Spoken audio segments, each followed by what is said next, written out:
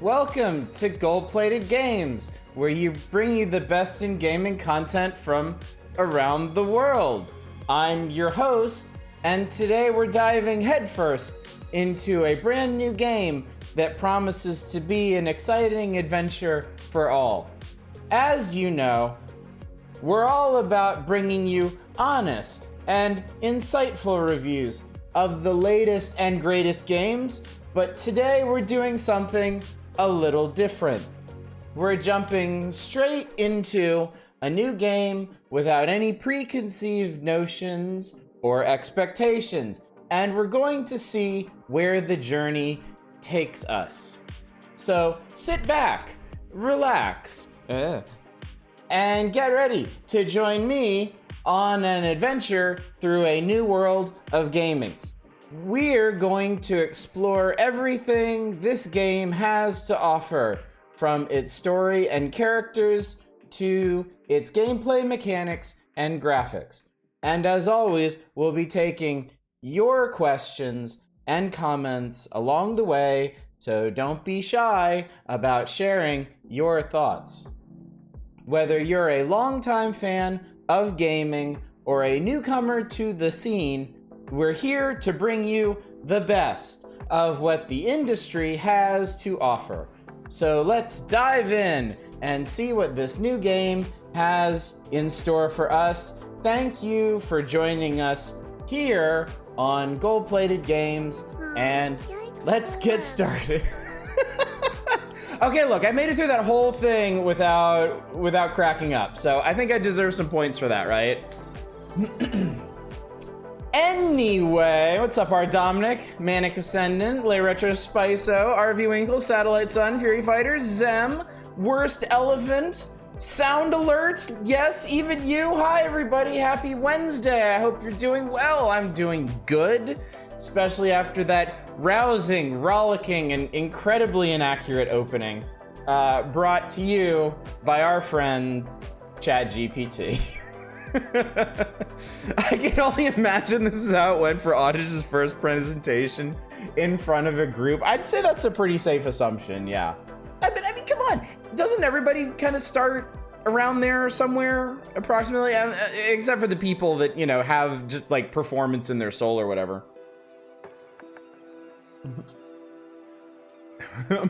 It is suffering. Oh. Just looking back and reading through chat now, I was like, oh God, ban me now. Perfect, seamless. It's so natural sounding. So yes, hi, hello everybody. I hope you're doing well. I'm doing good. Is that a screwdriver? It is a screwdriver, Helveet.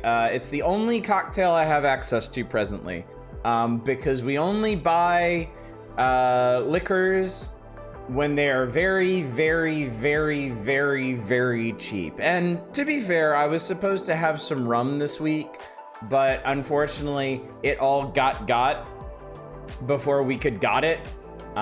So I'm finishing off the vodka now. And then I don't know, I'll be cast adrift for a bit, so.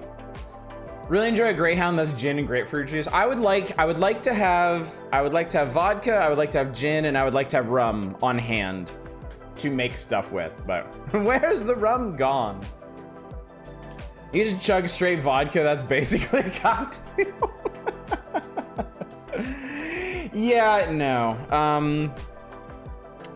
That would be really funny for about 5 minutes, and then I would just kind of fall asleep at my keyboard here, and then just nothing would happen. I mean, you could continue making fun of me, but that's not really a different situation from most nights when I give you things to make fun of me about. So I feel like the novelty would wear off very quickly. I keep vodka and Irish whiskey on hand. I pick up other things whenever I feel like making something specific. Would become a different kind of funny. Yes, that's very true. That is very true. You'd be in a different realm of funny at that point. And I'm not sure I'm ready for that. It's a brave new world of physical comedy that I'm just not sure I'm prepared for. So instead we're here. Yes, we're here. Let's see. I guess it's actually been a while since I last saw you, having not streamed last night. I do apologize for my absence, of course, but I had family stuff going on that just could not be set aside, nor should it. So, but everything is fine. I don't know if I freaked anybody out by doing a pop fly just chatting stream tonight. I hope I didn't, because there's nothing bad going on or anything. We will of course get into all of this, but yeah, there's nothing to be concerned about, really. I guess unless you're really attached to Kenshi, which not many people have much feedback on Kenshi, so I don't think anybody's gonna be real upset about this. But Oddish announcing his idol graduation.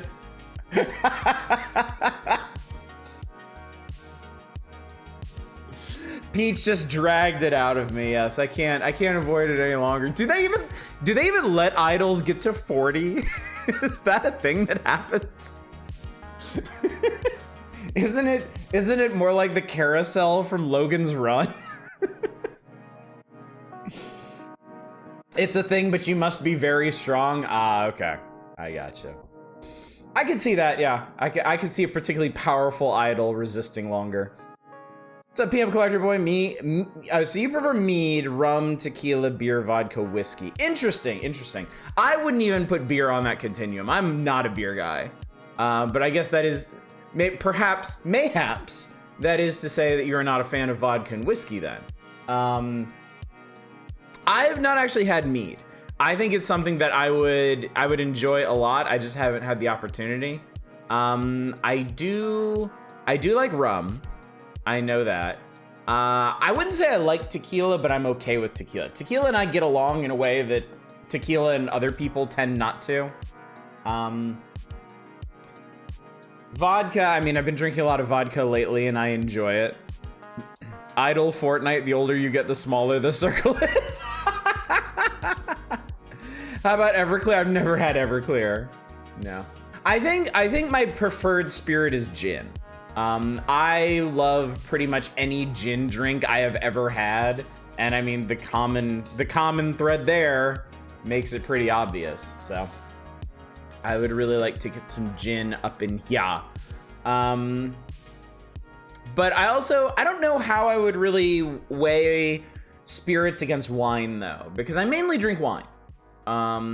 Doing cocktails is a new thing for me, and also just something I haven't really explored because I basically only made screwdrivers, and I'm not afraid to cop to that. Even though my voice got really low, like I was sharing a secret between us, chat.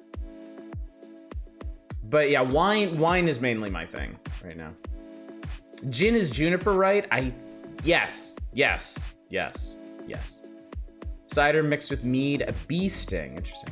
It's getting to be gin and tonic weather. Yes, that's what I want. That's what I really want. I love gin and tonics. I never get tired of gin and tonics. It's so bright. It's so refreshing. I love it. You're a schnapps guy? Okay. I haven't had much schnapps in my life, but I ain't again it.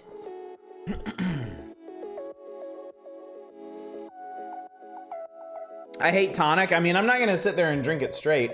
I believe my wife would, actually. I think she's a seltzer water kind of gal. Yeah, I would never drink tonic directly, but in a mixed drink, I think it's quite nice. Prefer soda water? Okay, I have no idea what the difference is. I'm kind of hoping. I'm kind of thinking that if I do get into the whole mixed drink thing, and I start making cocktails at home and whatnot, I'm kind of hoping that might also lead to getting like a soda stream thing, like a carbonation thing, so I can make all kinds of like fruity fizzy drinks for my kids. Non-alcoholic, of course, but I feel like that's something that would kind of bleed over into enjoyment for the children as well. You've been thinking about getting one of those too? Well, this all stems from me finding the channel How to Drink on YouTube and thoroughly enjoying that, and getting lots of ideas from there. It's just everything they do looks like fun, except for the stuff that is explicitly done to not be fun. But you would say get a soda stream? Should put sake up there as well. Yeah, sake. I feel like I have the relationship with sake that a lot of people have with tequila. Whereupon sake is extremely dangerous for me. most of my experiences with sake either ended in confusion or tragedy. Didn't look into it yet. I saw something that uses carbon pellets instead of tanks. Oh, no kidding. That would be pretty cool. I'll have to look that up, Peach. I did not even know something like that existed. That's pretty cool. Sour apple schnapps is great. If someone asked me if I wanted some, I'd be like, absolutely not. That's terrible. But yeah, hopefully this is something I can expand into. I don't know. We're just I think the big hurdle here is finding a cocktail that my wife is really going to be into, because she wasn't a big fan of the vodka. But I think once we get something a little crisper, maybe something that makes sweeter stuff, I think she'll be on board. And then it should be off to the races. But if I ever become a millionaire, I'm installing one of those Coke Freestyle machines in my kitchen. I love those things, Deep Thought. I really do. Just for the ability to put lime in everything. I love lime so much. I just want to flavor everything with lime. Oh, it just seems like a Jaeger, dude. Maybe not. Who can say, really?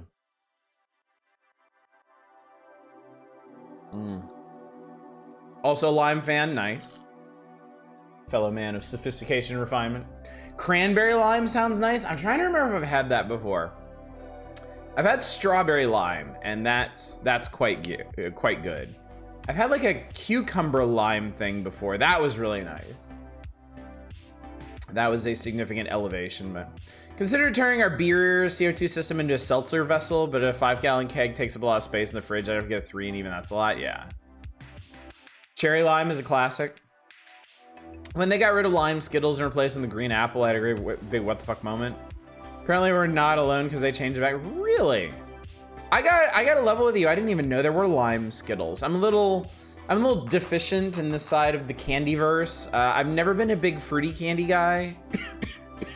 I've always leaned. Where'd that come from?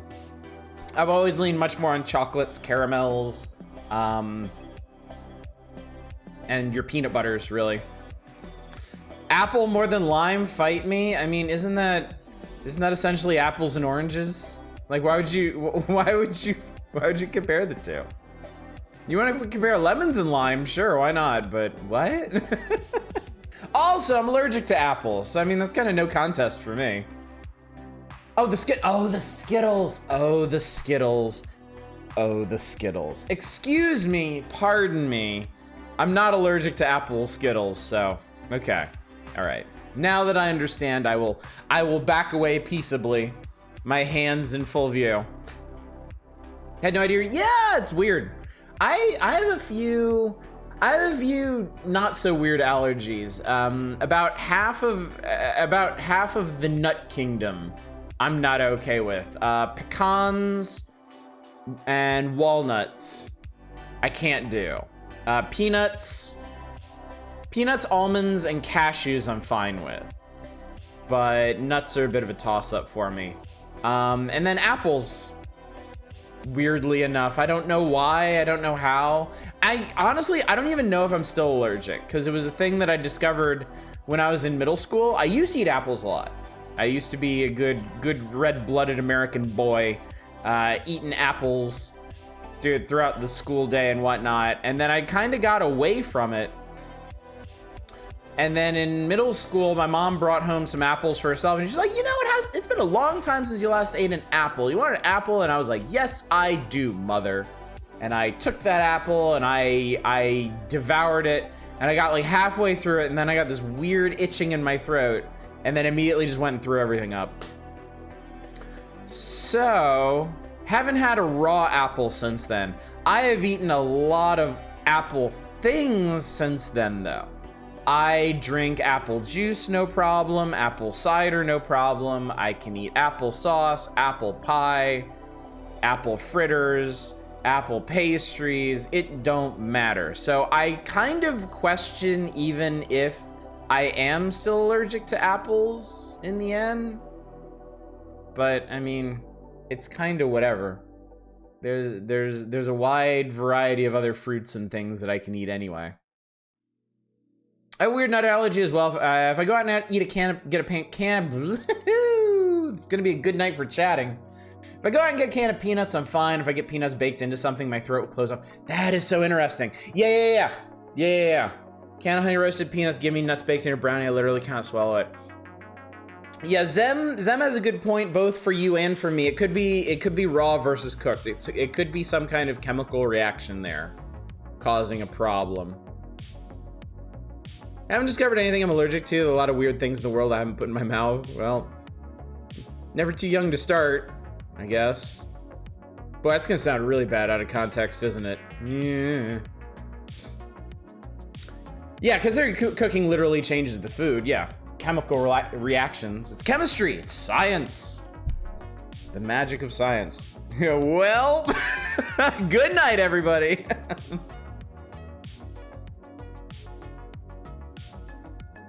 And he's banned from Twitch. Yep. Enjoy it while you can, chat. Enjoy us while we're still here. And then I upload this to YouTube, and they ban me too, and then I just disappear from the internet. Once and for all, terror is finally vanquished. I was gonna say something. Of course I was gonna say something. I have a lot of things to say, but I had a specific thing that was in the back of my head. Oh, my daughters. My daughters aren't allergic to anything. Neither is my wife. So that's good, and I'm very happy for them, and I hope they don't develop any allergies to anything. There is a small chance that my older daughter has some kind of seasonal allergy or something. She sometimes feels a little unwell when she's outside for a while, but could in theory still stream on the Discord. That's true. We could just do an ultra cozy thing where I just stream to the server, and that's that. It's just our little circle of friends unto eternity. Actually has a certain sort of appeal to it, doesn't it? But yeah, nothing at all. Nothing at all. My girls are free and clear. And they eat a lot of stuff too. They eat all kinds of fruits and vegetables. They eat raw fish. They eat, yeah, dairy and cheeses and yogurts and all kinds of stuff. Guess I get a little sneezy sometimes in spring, summer, but nothing serious. I used to have terrible allergies when I was a kid living in North Carolina. And then I moved away from North Carolina, I was fine. No allergies in Japan, no allergies on the West Coast. You're allergic to pollen. A change of environment might do you good, because it did me good. I was apparently allergic to a very specific kind of pollen on the East Coast that no longer is a problem for me anymore. Fucking tree pollen, yeah. I think that's what it was for me. But hey, palm trees don't have pollen, right? Actually, I don't care if they do or not. I'm just gonna stick with it. I'm all over the idea of getting away from Texas. I'm sure you are. But much easier said than done, certainly.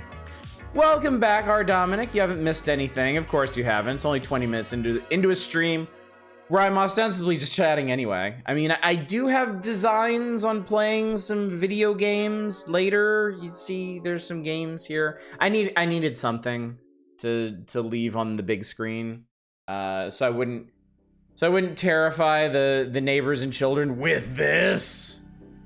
You don't need that. Little compact window oddish is fine, right? Better for everybody, I think. You weren't allergic to it until you went to Japan and came back. That's really interesting. Yeah. All right, I've just ruined Arcane's night. Didn't realize Townskeeper was a Raw Fury game. I didn't either, actually. I thought it was it might be the kind of thing where it was self-published, and then the creator made some kind of deal with them to produce later games with them, and also bring Townscaper under the umbrella. Or maybe it always was and I just didn't pay attention. I don't know. Just kidding. Tell us how you really feel, Arcane. Don't hold back. You can make it meta and just play a previous stream on YouTube on the background, but mute. That'd be really funny. That would be really funny. if when I do these just chatting streams, I just put like my own random gameplay in the background, that would legit be really funny.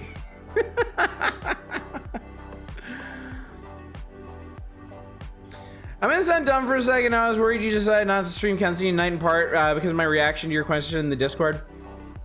No.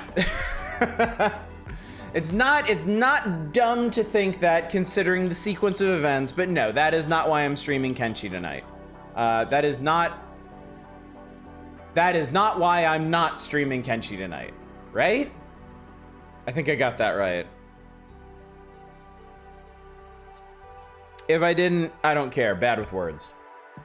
Y'all know it, y'all love it. Now, I guess, do you want to talk about things? Chat, can we talk? Just chatting, just let me tune in. What's up, Library Man? Okay, well, Library Man's here, so I think I can start talking about things. I don't actually know how long we're gonna spend chatting about this, because it's not like a big deal. It's just some stuff that I've been thinking about, some notions that I've had. Chat, we need to talk. It's absolutely not that scary either. It really, really is. Like, seriously, the only people that are gonna be upset are the people that were really enjoying Kenshi. And if you're in the Discord, apparently you weren't enjoying Kenshi enough to actually speak up. And if you're not in the Discord, well, why the Christ not? It's a community. Let's commune, chat. Let's make this a communal thing. It's not me, it's you. Are you sitting down? You should sit down. Partner's gonna be watching his dang Star Wars show for a while, so I have time to burn. Oh yeah, we were supposed to watch that tonight, but didn't have time. So I'm kind of like half avoiding the internet so I don't get spoilers, but I also kind of half don't care. I'm also half like whatever. I just put a Colbert because it's cute. Don't blame me. I don't blame anybody. It's fine. It's fine. A general lack of interest in the question of whether or not people like Kenshi is pretty revealing unto itself, and I'm fine with that because the truth is, regardless of what people said about how they felt about Kenshi, I'm taking a little break from it.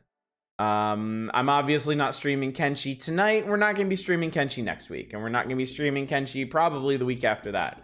So I'm not going to say I'm not going to come back to it, but the short version is, as much as I like Kenshi, it was feeling a little bit like work to stream it. Part of that is that I've never gotten this far in Kenshi to where I'm managing an entire squad, and yeah, there's a lot of logistical stuff to that, and a lot of time just spent You're the worst at breakups. And a lot of time spent swapping gear around and whatnot. Wasn't feeling Kenshi the same way as RimWorld. Then again, I was a trip during most of it. Yeah. I feel like people didn't have any real strong feelings about Kenshi one way or another. I wouldn't necessarily play a damn RTS. I might, actually. I might, and we will get to that, in fact. I wouldn't necessarily say Kenshi was worse for streaming than RimWorld. I wouldn't necessarily say I enjoyed one more than the other. I definitely enjoyed both. I've been in the mood for both. I've been enjoying both. But yeah, the short version is I wasn't really feeling it right now. It was getting to be a bit of a drag for me to stream for a variety of reasons. Need a city builder RTS. We have some of those. I actually have several, in fact. Been busy. I didn't have a chance to watch too much of it. Wasn't around for RimWorld. Kenshi felt like a lot of slow down time with all the inventory shifting. Yeah, I was really feeling that. Now, the longer answer, which we can expound upon for a bit, because we got time tonight, is I've been a bit fickle lately, and I think that stems from not feeling my best lately. I'm gonna put it like that. I think recently, I would say maybe 2023, I haven't felt quite the same as I did before. There's been some things outside of streams that have weighed on me a bit, some things that have distracted me. I also... This has been some things. How about that? Let's leave it at that. I don't think we need to go any deeper. But naturally, since streaming is one of my mental health outlets, the way that I feel about other things going on in my life is going to directly impact how I feel about streaming and what I want to do with this channel and how I interact with all of you. And I think as I get more stressed or more bothered by other things, I look for more freedom. I look for more control over my own streams to do things. And I think at this point I've reached this place where I'm a little, I don't want to say anxious, but a little bit stressed at the prospect of streaming things for long periods. Like one game, being locked into one game for a long time. I got this weird feeling yesterday, like I had to stream Kenshi and I didn't really want to. And that doesn't happen very often. And when it does happen, when it has happened in the past with stuff like, I guess like Okami is the first thing that comes to mind. I know there's been other games that I've dropped just because Sid Meier's Alpha Centauri, I dropped for a very similar reason because I just wasn't feeling that. I dropped them, and that's what happens. And I think I do not dislike Kenshi. I don't even think it's a bad thing to stream. I'm just not in the right place mentally to be doing that right now. I think I speak for most of us when I say if you seriously just sat down every day and streamed whatever you felt like that day, we'd all be okay with it. We're here for the games. We're here for the games with you. Manic, thank you. And thank you for stealing my thunder, because that's basically what we're going to do from now on. But no, that is an excellent segue. That is an excellent segue into what I'm going to be doing going forward. Think long games should just be stuff you're eager for. I agree. It'd be fun if there literally was no schedule. Yeah, I think I've maybe been sabotaging myself a little bit with the amount of planning and foresight that I do, deciding weeks or even months in advance of doing something that I'm gonna do something, and like, I'm too moody for that. I know that. As excited, it's a clash. It's a clash within me because I love planning things. Like, that is something that I legitimately really enjoy. I love thinking about the next game that I'm going to play. I love plotting things out. I love thinking like, oh, I've got this to look forward to or whatever. But, and it's ridiculous, it's taken so many years, literal years to come to this realization. But the other side of that coin is that I am really moody. I am a really moody gamer. And I do all this planning only to actually reach the thing that I planned for, and I just don't feel like playing it anymore.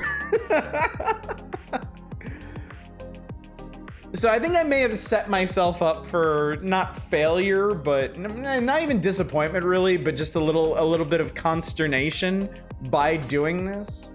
And it's because I have my own conflicting interests. I really like planning things out. I really like having a schedule. And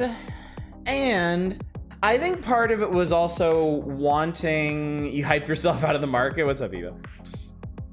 Oddish Hot Pot. Times where the streamer isn't having fun with what they're doing, the audience isn't having fun, they force themselves to finish and it just sucks and I stop watching. Never a good time. Yes, and I am 100% against doing that. I never want to fall into that trap, but I feel like I'm pretty good about that, you know? I was enjoying Kenshi. People were watching Kenshi, the metrics were fine, but I reached a point where I didn't want to stream it anymore, so we're done. We're good. We're gonna move on to something else. Another conflict of interest I think I've had is that I'm still on some level trying to make smart decisions about the channel to help it grow. and, you know, eventually get bigger. And I think ultimately that may have really run up against my use of the channel as spiritual healing, really. Paying attention to the metrics and the kinds of games that do well and what people are enjoying watching, I think may finally have come in direct conflict with me just really enjoying streaming. And that means enough of that. Enough worrying about that shit. Part of the reason that I schedule things so meticulously is so that people know what to expect. So that people, when they tune in, when they're deciding what they want to watch, you know, do I want to watch GPG? Is GPG going to be on? Are they going to be playing something that I'm interested in? I have a schedule that says, yes, here is the thing that you want to see. It's not worth it. It's not worth it for me to do that anymore. It's just not. The most important thing, yeah. Power hours. I'll get to power hours in a second. Nothing is changing about power hours. At least in a negative way.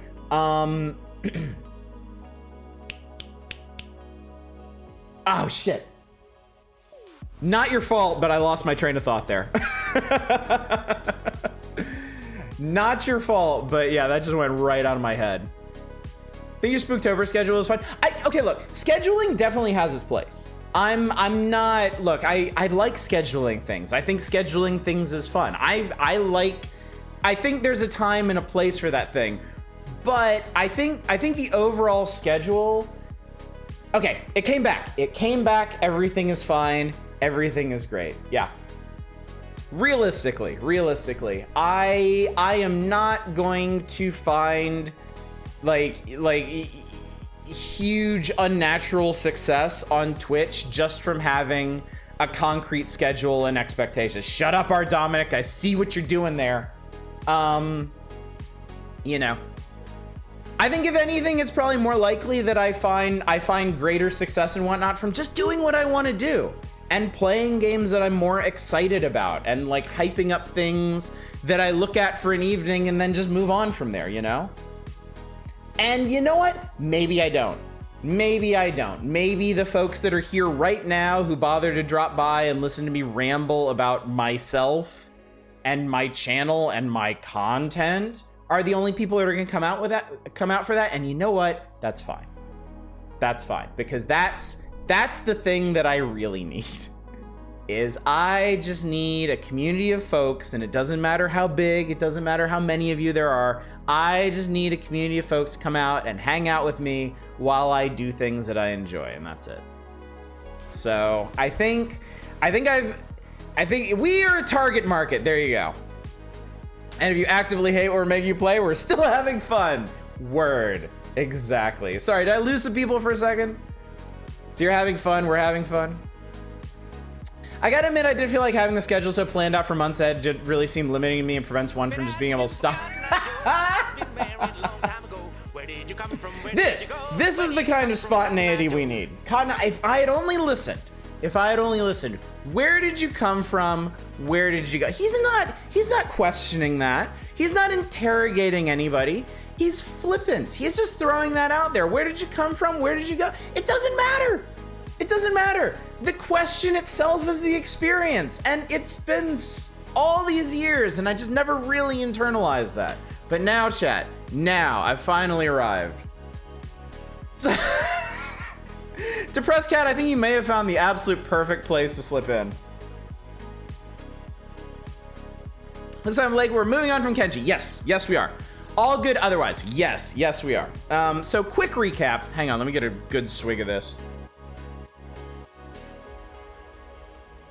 So that somebody can then force me to take another good swig of this. Oh, good, he's lost it. You're welcome. I think your ability to jump into and appreciate a lot of things, one of your best things about your content, so I'm always for freedom. Yes, I agree, and I think that's something that I kind of ignored for a while in a misguided attempt to grow my channel in a more conventional. There it is. Thank you, Eva. I knew I could count on you. in a misguided attempt to grow my channel more conventional way, the way other people have grown their channel. And in that, I have failed to follow my own advice. One of my own golden rules about streaming is that the journey for each streamer is very much specific to them. What works for one streamer absolutely will not work for another streamer, because it's different people, it's different communities, it's different circumstances, it's different everything. And I just gotta stop worrying. That has been, and to pull it back a bit, that's kind of been the story of my life. I know I've mentioned this before, but I was a very nervous kid. I was one of these kids that overthought everything, that would just,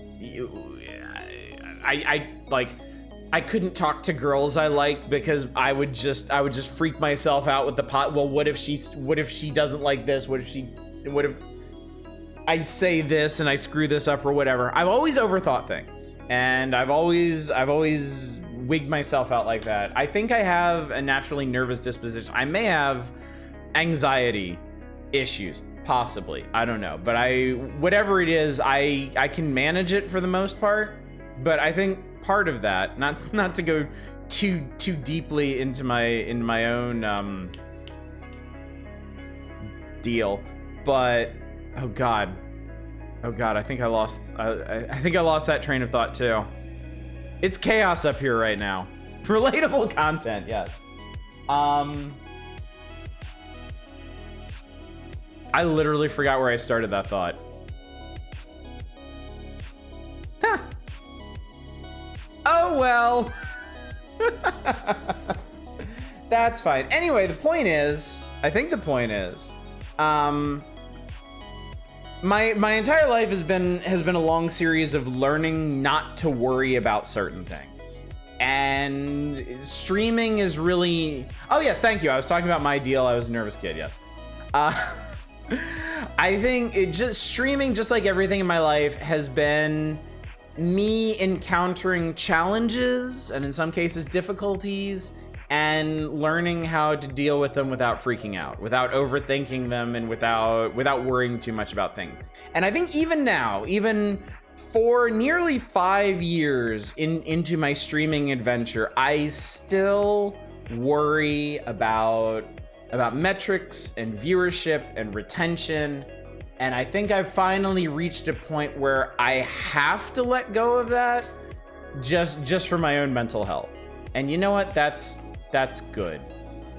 It's good. It's good that we've reached this point, because especially now that I'm sitting down and I'm explaining it to people, and a lot of people in chat are like, yes, good. I'm glad you've come to this conclusion. It's like, okay, perhaps this is, if anything, overdue.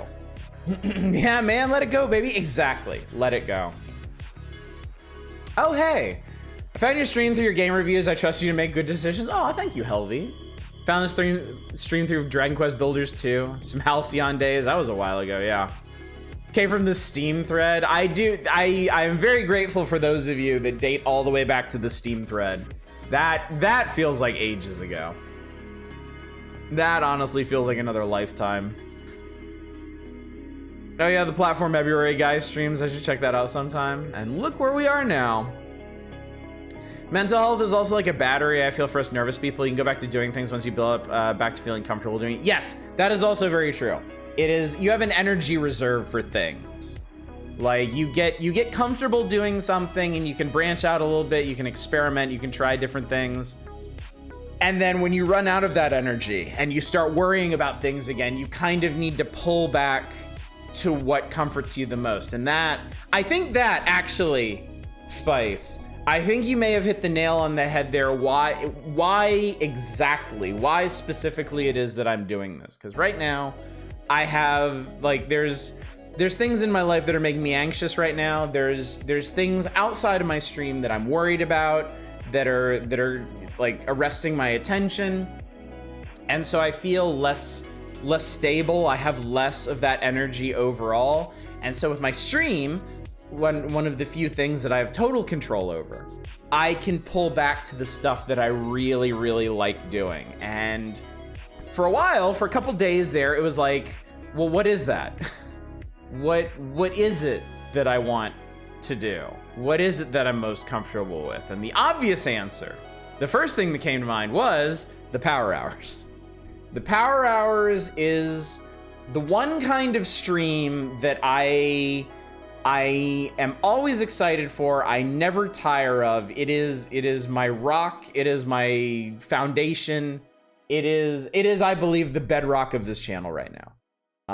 The Power Hours are the thing that I am the most comfortable doing. And I think, I don't intend to do this now, but I will go ahead and say, if I ever pull back further, if I ever really need the stability offered by this channel in a very desperate way, I would probably just go to doing the Power Hours all the time. That is the stream that I enjoy the most, and that is the stream that I'm the most comfortable doing. So it really is a lifetime ago. What's up, Roundboard? You came from the Steam thread as well. Man, that's crazy. That really does feel like ancient history. Watch too many streamers become so obsessed with numbers and metrics they lost track of who they were and why they were streaming in the first place. As far as I'm concerned, if you're not actively going for Twitch partner, it doesn't matter. Yeah, I agree. And I'm not gonna lie, I was for a time. I don't know that I ever like officially stopped, or if I ever really stopped hoping that I would reach that point. But for me, it's like being a very successful streamer and enjoying what I'm doing are more and more at odds with each other, and I am always going to defer to enjoying this, because I know if I don't enjoy this, I'm gonna stop, and I don't want to stop. I love streaming. It's so much fun. I'm not sure 100% Power Hours would be a good idea with elusive specials. I know. I am aware of that, but it's also something that I would find very comforting on a personal level. So I don't intend to do that, but it's just to make people aware. I don't think it's something that's outside of the realm of possibility in the future, depending on how other things go. All I expect from you is a muddle through and eventually get to the triangle block in the triangle hole after looking expectantly for Chad's implicit nod. I really do that sometimes, don't I? What's up, 2-Hit? Good to see you. I always hesitate to use the keep going redeem. I don't want to be pushy and always share the same taste. It's no fun if you're not having fun. Well, okay, this is another thing I might as well mention since we're here and since we're talking about stuff. Your channel point redemptions and stuff, they're not like, they're not set in stone. They're not sacrosanct. Like if you request something that I really don't feel like doing at the time, I will just refund it, and it's not gonna cause me any mental damage or stress or anything like that. So I don't want you all to be shy with your point redemptions and stuff. But at the same time, I'm not gonna be shy if I'm just like, look, I don't feel like wearing a silly hat right now. I don't feel like wearing a silly hat right now. So if somebody did request a hat, I would probably refund it. But you know, that's just an understanding that we can have. You know, that's something we don't need to worry about. Don't bring kayfabe oddish. Concept I hear is describing such a notion of emotional energy as spoons and having so many a day. Never understood why it wasn't about having only so many forks to give. Yeah, Power Hours emergency chill option. In fact, what I would probably all hat stream.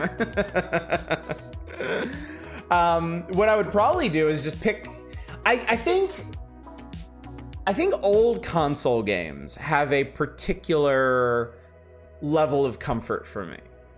I think old console games, particularly Super Nintendo games, have a level of coziness because the nostalgia factor, obviously. But I find them far more comforting than like any other games. I hate your coins. I ate them up. Nom, nom, nom, nom, nom, nom, nom, nom. So yeah, what I would probably do if I really needed like a mental health night is I would probably just pick some Super Nintendo game that I really like. I would play Castlevania 4. I would probably just sit down and be like, look, we're playing Castlevania 4 yet again. Don't question it. I need this tonight. And we would chill and we would have a good time and everything would be fine. So yeah, don't worry yourself about the stream turning into like the power hours all night, every night. That is, if anything, a last resort, probably. Are you saying you feel like being a nostalgia? Oh God, no. Don't put those words together. Gold-plated castle.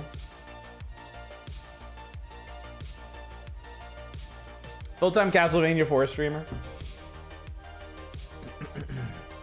I hope you find the stability and hats you seek in life. I'll be fine.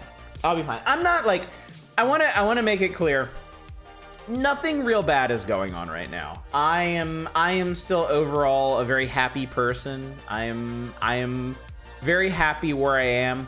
I think there are a couple things going on. Also exacerbated, I think, by my age. Like, I'm not the kind of person to make a big deal out of turning 40, but I also think there's something like biological that happens around this time that makes it harder to cope with certain things. So yeah, I don't want to be all wigged out about things. I don't want to stress about things, but I think as I get older, it gets harder not to. So, and that's not anybody's fault.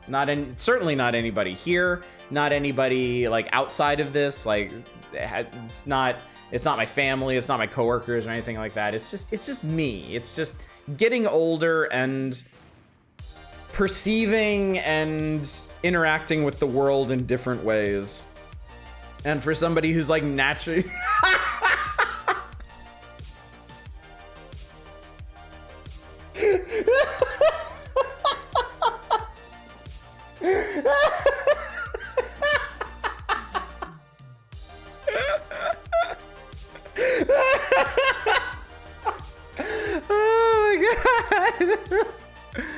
Oh my god, thank you. Thank you, library man. At least somebody gets me. I almost made the joke but deemed it too harsh. That's why I love this community.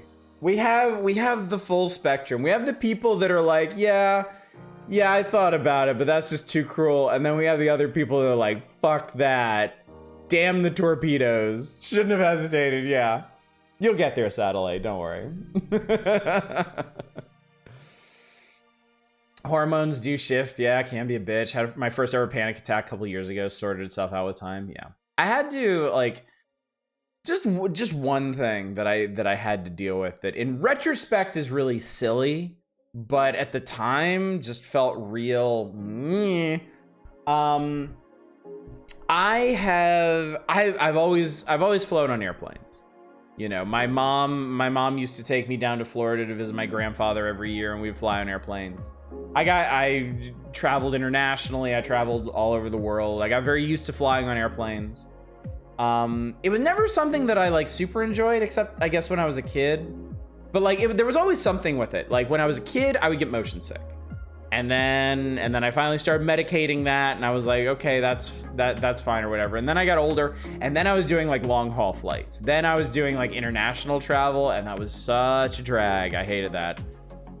And then I got married, and we had kids, and then taking small children on an airplane was a whole new level of stress that I was unprepared for. So every international flight was now doubly terrifying, because I was like, is my baby going to lose her tiny mind for the next 11 hours in a flying tube? And then they edged out of that, and now my kids are great on airplanes, and it's like, great, fine, whatever.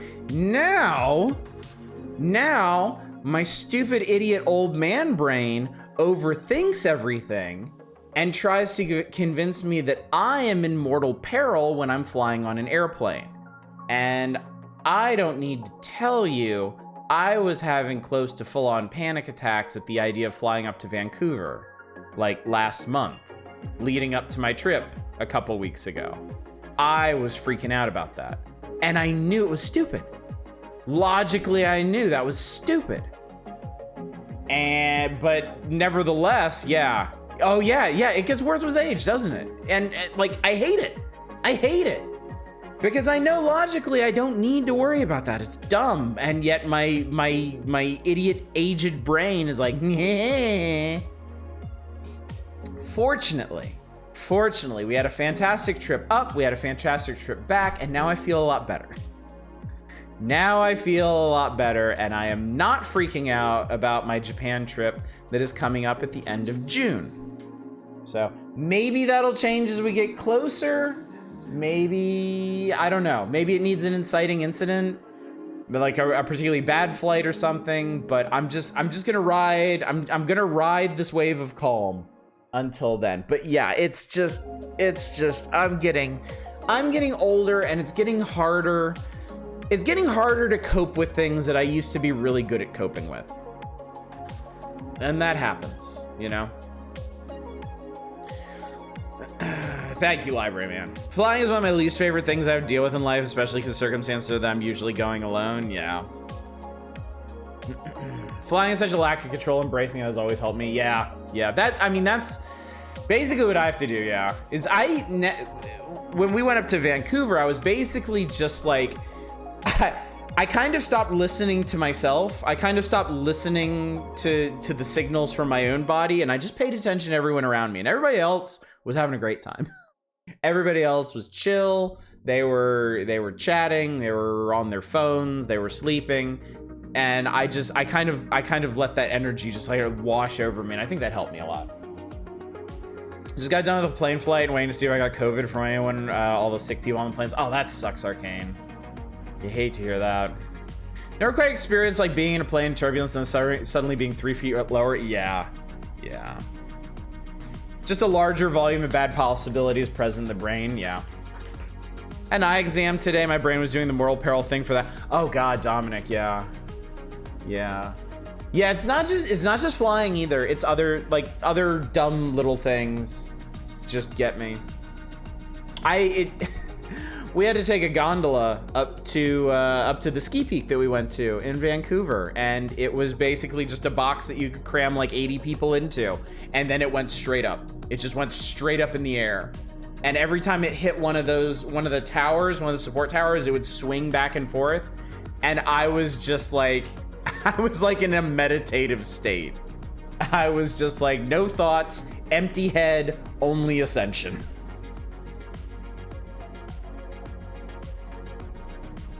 It actually weirdly enough, it kind of helps to have kids in those situations if your kids are like my kids and they're not afraid of anything.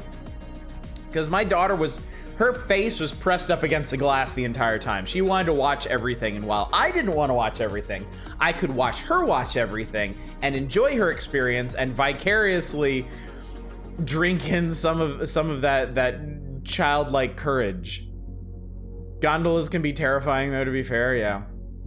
I'm not entirely sure what I'm gonna do when I start snowboarding again and I have to take chairlifts. Hopefully I could just turn my brain off for those too. Or just close my eyes like a baby. I don't know, we'll see. Anyway, I'm getting a little far afield here. I feel like I need to drag this a bit back towards the channel.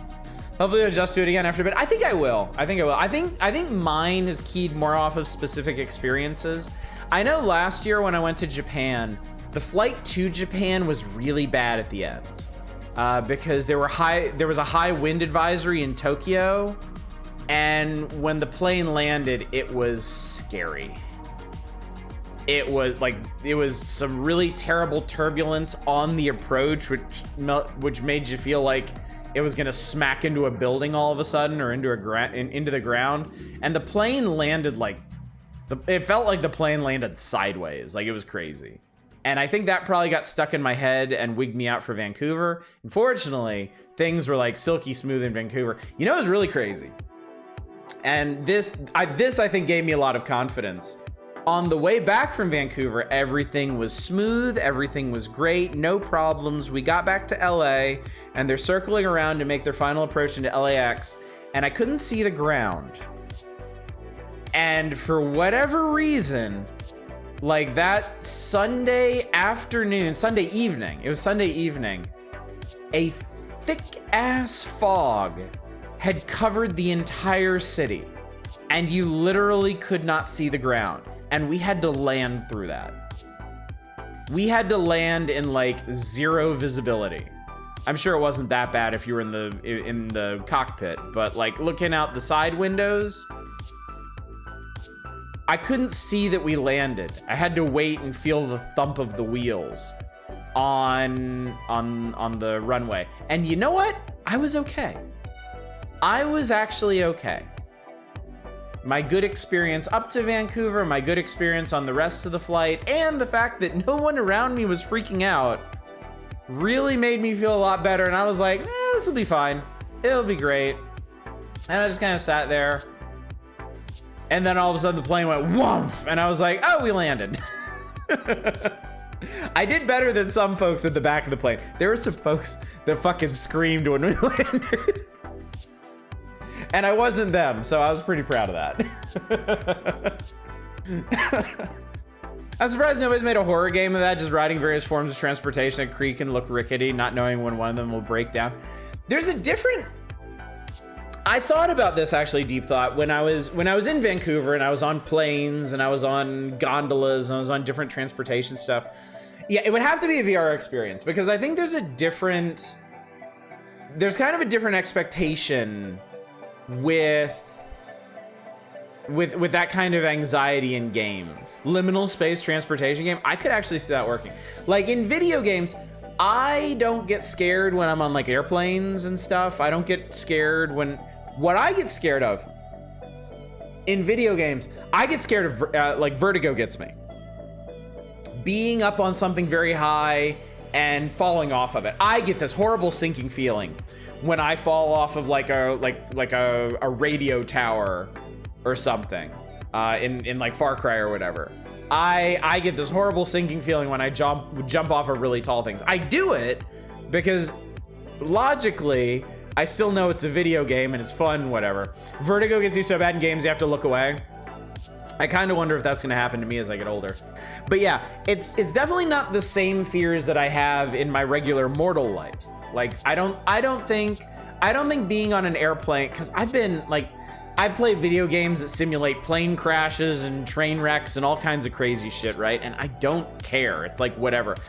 Because it feels so simulated. But vertigo. The vertigo I can buy, really. How'd you do the first time you fell in the black hole in Outer Wilds? Exactly the same thing. I got the worst feeling of vertigo when I fell into that black hole. It was just, and on top of that was the uncertainty of not knowing what was gonna happen when I went through it. Yeah, that wigged me out. That really freaked me out. I did not feel nearly as freaked out by stuff in my spaceship, aside from, you know, dark bramble or whatever the fuck it was called. It used to be perfectly comfortable climbing up onto the roof. That last couple of times vertigo gets me so bad I have to basically crawl to get anywhere. I can't believe my dad is afraid of heights. He gets vertigo, but at our old house in North Carolina, it was a 3-story house.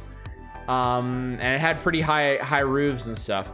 He had to paint, like the house needed to be painted before they sold it.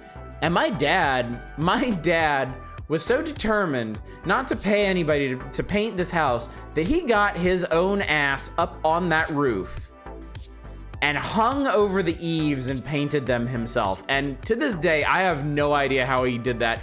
And if I ask him, he's like, yeah, I don't know how I did it either. Black hole seems to be especially, the black hole is nuts.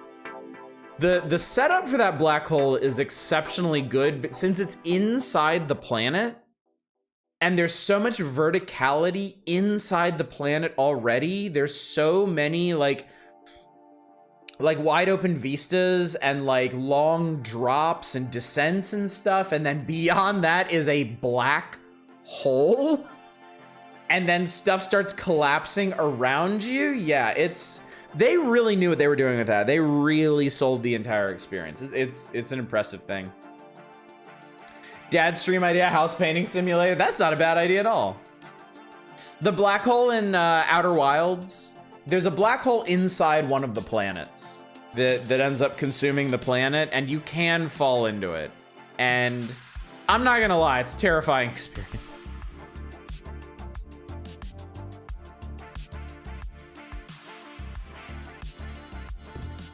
Well, that's not good. Yeah, that freaked me out pretty bad. But yeah, Outer Wilds is a really good game for that. Outer Wilds was such an interesting dichotomy. Like you could feel so cozy and so comfortable in parts, and just like absolutely fucking terrified to your core in other parts. I thought the water planet with the water spouts was really freaky. That concerned me quite a bit. I'm not like, I don't know that I really have thalassophobia. I don't know if I have fear of deep oceans and whatnot, but I am freaked out by, it might be an extension of my whole Vertigo thing. Like, I know I can play Subnautica, and you know, shit scares me in Subnautica, right? But the scariest thing in all of Subnautica to me is going to the edge of the map. That freaks me out. Like looking over the edge of the plateau, that gets me. I can do all the other stuff that Subnautica needs me to do, but not that. I'm not okay with that. Going through the cloud cover, unable to see anything till you break in, was always scary. Yeah, I get that a little bit when I watch movies. Like they do that a lot in Star Wars, like when Luke goes to Dagobah, or in Mandalorian right now, whenever they go down to Mandalore. When there's like a stormy cloud cover that you have to fly through, that makes me a little uncomfortable. I feel like shit is supposed to scary in Subnautica. Oh, it is. Oh, it is. That game is really well designed to scare. There is a point, I'm not gonna spoil it for anybody. Don't mention it if you know what I'm talking about. There is a point, there is a thing you have to do very close to the end of Subnautica that is so perfectly and obviously engineered to freak out people with thalassophobia. It's so well done, and I knew it. I knew what it was going to be going in, and it still got me. Seeing the edge of the map in Dredge? No. Okay, I think map edges in general kind of weird me out a bit. I feel like a lot of games with watery map edges, I am not inclined to screw with that. I don't really want to see what's out there. I always got very nervous at the sand caves. Oh yeah, it filling up and suffocating you. Yeah. Super deep sea episodes are my favorites out of David Attenborough stuff. Just so it's pretty cool stuff, isn't it? Good news. There used to be a horror movie, Scare Horn, when you got to the edge of the map in Subnautica 2. They removed it though. That's really funny.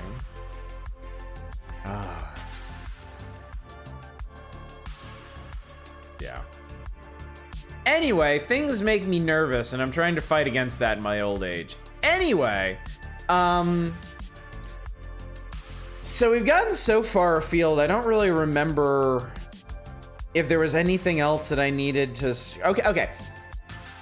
I think I've talked mainly tonight about why we're not playing Kenshi anymore.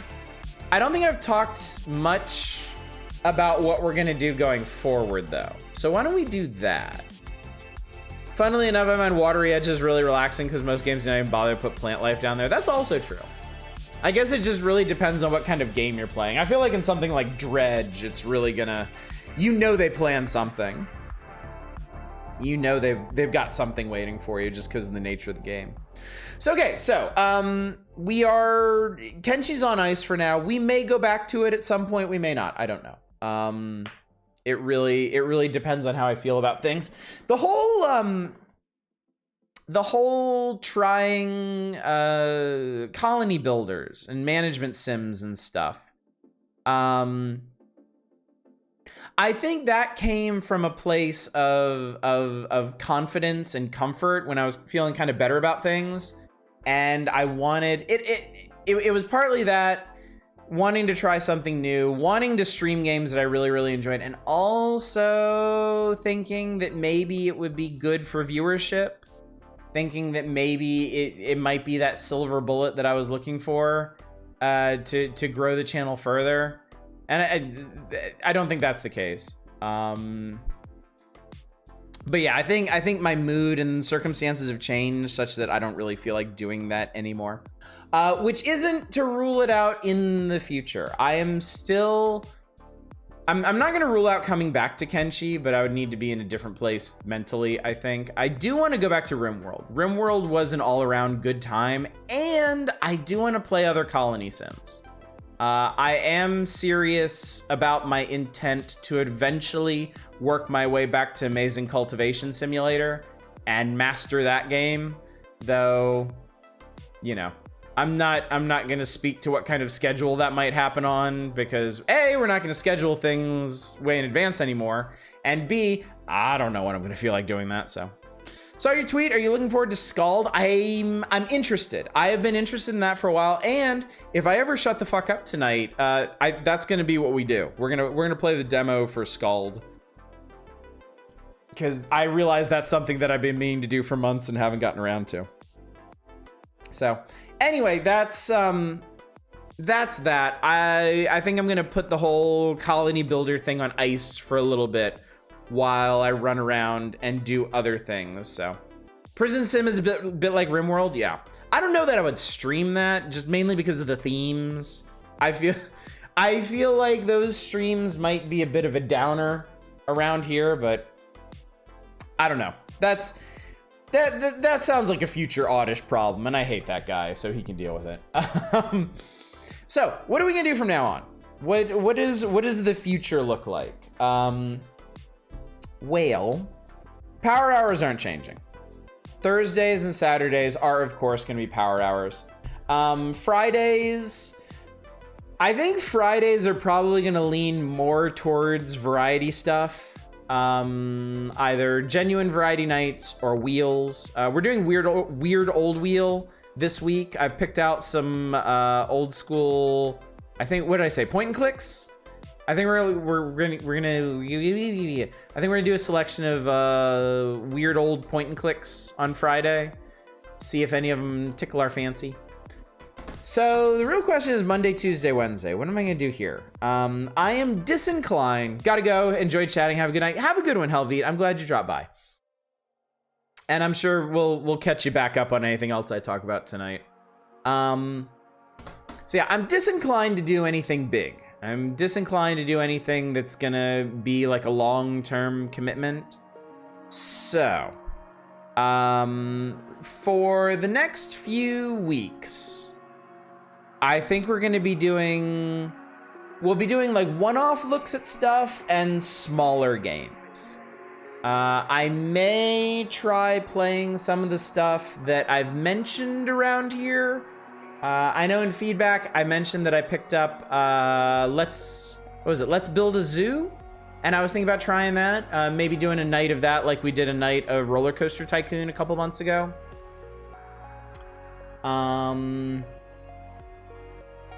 I've got some other indie games that I have considered throwing up on stream. Honestly, when I saw that there was a Raw Fury publisher sale going on, part of me in the back of my mind was like, you know, if I was a different kind of streamer, these are the kind of games that I think I would really enjoy streaming. And now that we're here tonight, I'm kind of like, well, maybe I can. Maybe I can just stream some of these. So some of this stuff with like I could totally see doing like a Kingdom night, perhaps. That's a pretty fun, pretty chill game. I might try Dome Keeper. I might try some of these demos. I mean, yeah, SKALD is one of the demos they have, but they've got demos for some of their other games as well.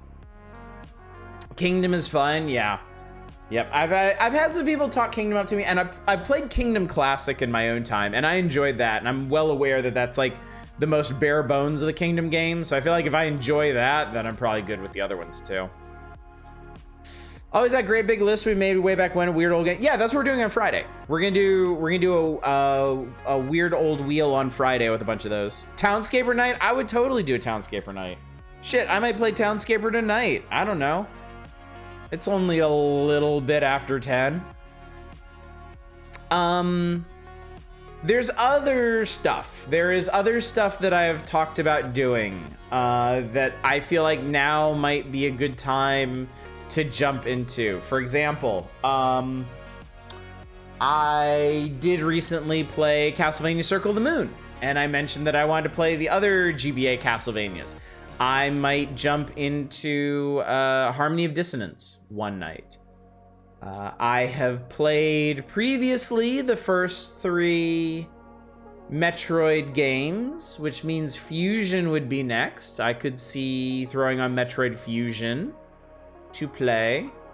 There's some other old console games I've been thinking about doing. There's some console games, like SNES games that we haven't gotten to yet that I might jump ahead and get into just because they're very cozy and comforting. But yeah, there's a lot of stuff that we can do coming up. I think what I'm probably gonna do in terms of schedule, I will probably still try to do a week-to-week schedule, but I'm not gonna be married to it. Like, next week I might be like, all right, we're starting Metroid Fusion on Monday, and we'll play Metroid Fusion this week. But if I do one night of Metroid Fusion and I'm just not feeling it, then I might switch over to something else for the other 2 nights or something. Did you see Desktop Dungeons was free for a bit? That's a weird old game. So I think, hang on. I think Desktop Dungeons Classic. Yeah, the original Desktop Dungeons is free. Yeah, it is 100% off. So I guess we'll just get this right now. I think what happened, I saw an article about this earlier. I think what happened was that OG Desktop Dungeons was free, and then the new one, Desktop Dungeons Rewind. I think Desktop Dungeons Rewind had some things set up where, like, people who had bought the original Desktop Dungeons could get it for free, but that also included the people that were now getting the free original Desktop Dungeons or something like that. But yeah, we could do that too. I've got Zelda on the mind since so many other streamers are doing Breath of the Wild to lead into Tears of the Kingdom. I am not prepared to do Ocarina of Time, but that is also something I thought about. We could skip ahead and do the Oracle games on Game Boy Color. That might be something I do. I have made no secret of being in a very Zelda-y mood lately, and it not really being satisfied by the stuff that I've been playing. I was thinking they gave the upgrade before release and now just the original free. Yeah, I don't actually know how it panned out. I remember seeing an article earlier today. Yeah, it must have been today or possibly yesterday about, like, hey, you can get the new Desktop Dungeons for free. Which obviously isn't the case right now, but whatever. Sure, if you won't be married to it, that'd be polygamy. If you have the free license, don't get Rewind for free. I mean, yeah, but I think that might have been something else might have happened. I don't know. I'm not gonna speculate anymore because I don't know. I don't know what the hell's going on. I don't know what I'm talking about. Were the Oracle games after Ocarina? Yes, they were. I looked this up.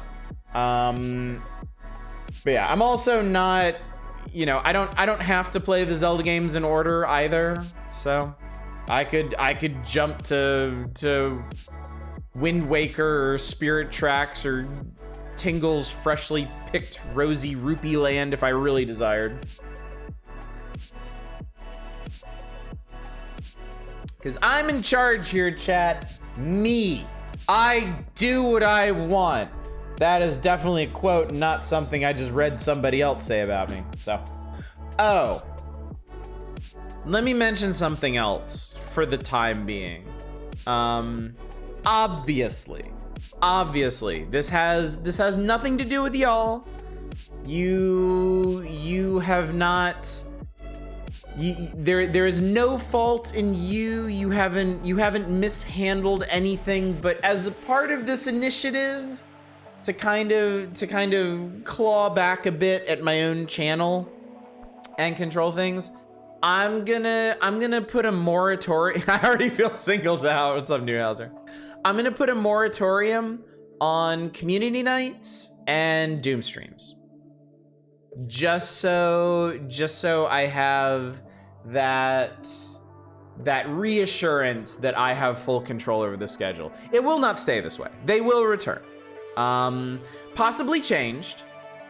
I think I've been a little concerned lately. I think people have so many death marks now that we're reaching a point where people can actually just doom stream themselves, and that's not what I want. So I may make modifications to the doom stream system when I do return it to your grubby little mitts.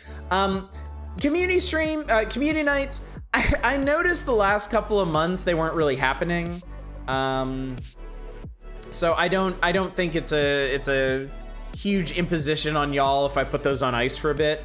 And when we return those, I might do it in a more structured way to kind of help people get going with those. Because I think maybe handing them off entirely to the community to self-organize probably wasn't the best call. Big Bear doom streaming oneself as a dragon coins. Yeah, that's the thing. That's the thing. But I wanted both aspects of doom streaming to be communal. I wanted the initiation of it to be a group effort, and I want the completion of it to be a group effort. And I can guarantee that the completion is a group effort, but I have to make adjustments to the death mark system if I want to keep that communal. Cooperative.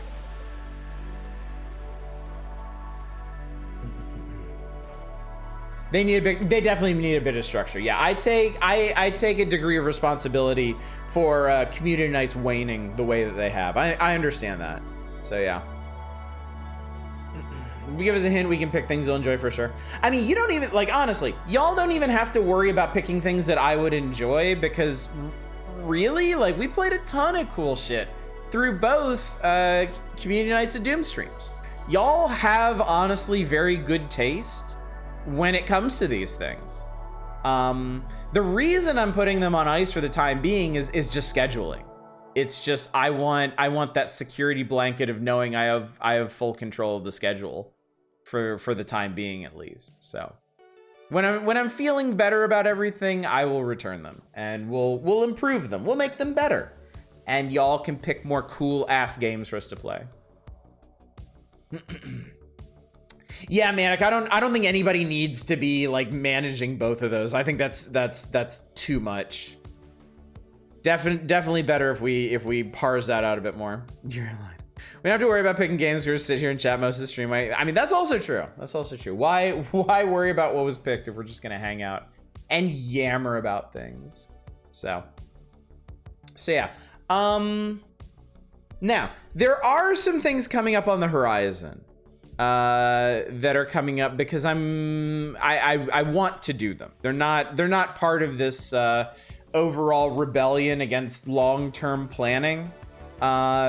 May the 4th is coming up, and I always do a Star Wars game for May the 4th. So that's going to be kind of a natural break between what's going on right now and whatever comes after. Originally, my plan was to do Kenshi up until May the 4th. And then, yeah, that's only 2 weeks away, dude. That is soon. That is happening soon. Yeah, I was gonna do Kenshi up until May the 4th. Obviously not doing that. So next week and the week after, we're just gonna do stuff. We're gonna do things. It's gonna be all over the place. Jedi Fallen Order, don't lie, you know the game is gonna be Super Empire Strikes Back. No, I know what we're doing. I know what we're doing for May the 4th. I love BattleBot Galactica, long live and come in peace. Oh, y'all. Oh, you trolly people. So yeah, we have to do something Star Wars. I am planning, I'll go ahead and tell you, I won't even be coy about it this year.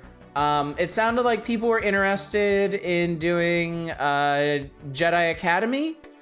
I'm gonna try Jedi Academy. I have never played it. I am willing to give it a try. I am hoping against hope that I like it better than Jedi Outcast. If I don't, I have a plan B and I have a plan C. And those I will be coy about, because I don't want people agitating for one of those if they would rather see that instead of Jedi Academy. So the the tentative plan. The plan right now is on May the 4th, we're going to start Jedi Academy. And we will play that until I beat it, or I decide I hate it and I move on to Plan B. And if for whatever reason I end up hating Plan B, we'll jump on to Plan C. And Plan C is, you know, well. Anyway, I probably shouldn't give anything away at this point. Followed up with some Caravan of Courage. Can't wait to watch the best Star Wars movie on May the 4th, Star Wars Holiday Special. 2 weeks of Cookie Clicker. Don't think I didn't consider that. I have developed a deep and abiding love for idle clicker games. I always liked them. I started with Cookie Clicker and I really like Cookie Clicker. And over the years, I have only come to appreciate them more and more. Force Unleashed 2 can clear it in a night. Disappointment may last 2 more nights. It has a long tail then, doesn't it? 12-hour Gungan disco dance. So for the next 2 weeks, I will probably try to schedule things a week at a time. I won't get ahead of my, like, I'm not gonna tell you, I'm not gonna say, I don't know what we're doing on Monday.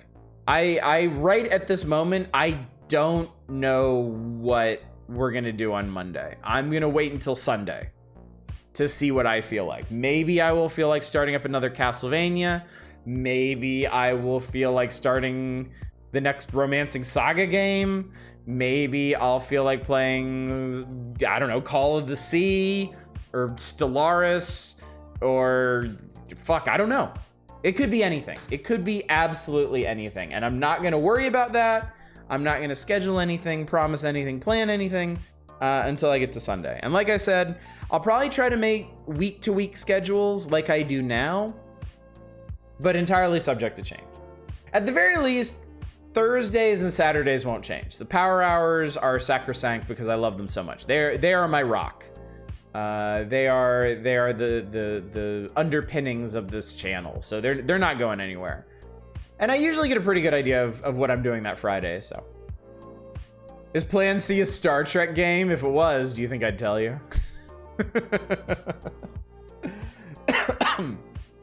But yeah, and it may be weird old games, it may be indie games. I don't know. I'm not so worried about the distinction right now. I just want to play the things that I want to play. That's where I'm at. That's where I've landed. I want to do what I want to do, and what I want to do right now is I don't know. We'll see how I feel next week. We'll play some stuff. We'll play some other stuff the week after that. We'll do May the 4th because May the 4th is an event, and I always love Star Wars. I'm pretty much always in the mood for a Star Wars something. Whether or not it is Jedi Academy, we'll find out together. And then after that, we'll see. We'll see where I'm at. We'll see how I feel in a post May the 4th world. So, yeah.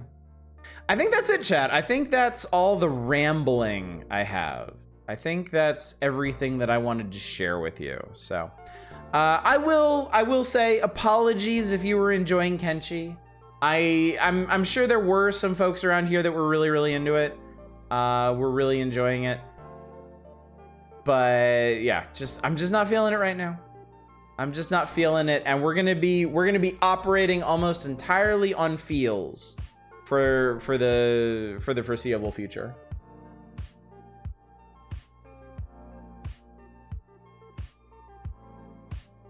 I love my feels. My feels don't lead me wrong. So that's where we're at. So, do you have any I never do this. I don't think I've ever done this. I'm gonna do this. Do you have any questions? Do you want to ask me anything? Do you want to AMA up in here? I honestly think in the 4+ years I've been streaming, I don't think I've ever asked y'all if y'all have questions. Do you like the feels by Twice? I don't even know what that is. I see, that sounds like a music thing. I like music, but I'm really bad with the names of musics. Fun song? Okay. Questions? We need a state question. Why are you like this? Because I don't know how else to be.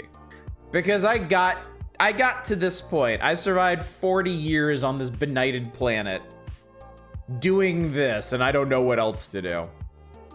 What is your favorite color? I want to say like green, I think. Somewhere in the green to blue range of hues. If it's gold-plated games, what's underneath the plating? That's a surprisingly deep question that I've never really considered. I don't know. The point has always been the plate itself.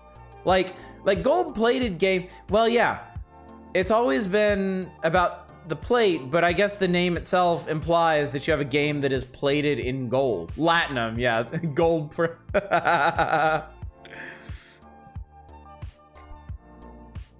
Oh my God, the troll opportunities, go for it. Yeah, that's the thing, Spice. I never have to ask for questions because y'all are just gonna ask whatever you want anyway. You lived in Japanese, but do you speak Japanese? Not really, no. I have a much greater capacity to understand Japanese than I do to speak it, but I am notably bad at both. I could not work in a Japanese workplace. I could not take emergency direction in Japanese. I understand. I mean, my wife can yell at me in Japanese, but I'm mostly just kind of following the vibe on that one.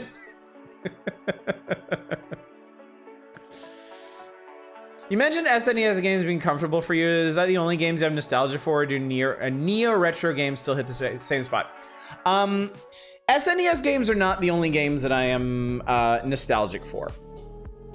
I am very much nostalgic for NES and Game Boy games. Not to the same degree that I am Super NES games, but NES and Game Boy games are both very, very comfortable for me. And that's why, you know, that's a big part of why the Power Hours form such a protective cocoon for me of feels. That's why they are so comfortable for me to do. Certain PC games also carry a similar sort of retro comfort for me. The old Dark Forces game, the old Star Wars games, Dark Forces, Jedi Knight, X-Wing, TIE Fighter, Rebellion,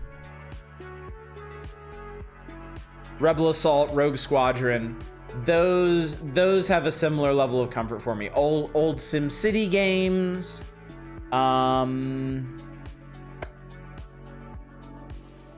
I guess the era of 2.5D first-person shooters, Doom and Duke Nukem.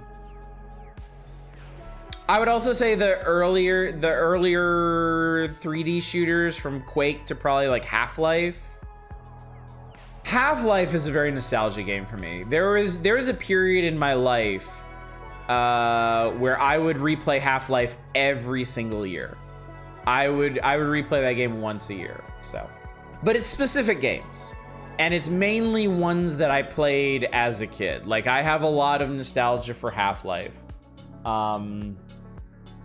I have a lot of nostalgia for the Quake series, but other first-person shooters from that time, like Unreal, I don't know, because I didn't really play a whole lot of Unreal. Sin, probably not. So yeah. The other question was, do neo-retro games still hit that same spot? No. I absolutely love stuff like Shovel Knight. Oh God, what is that other platformer that I really, really like? I haven't done the week-long deals in so long, I forgot the name of it.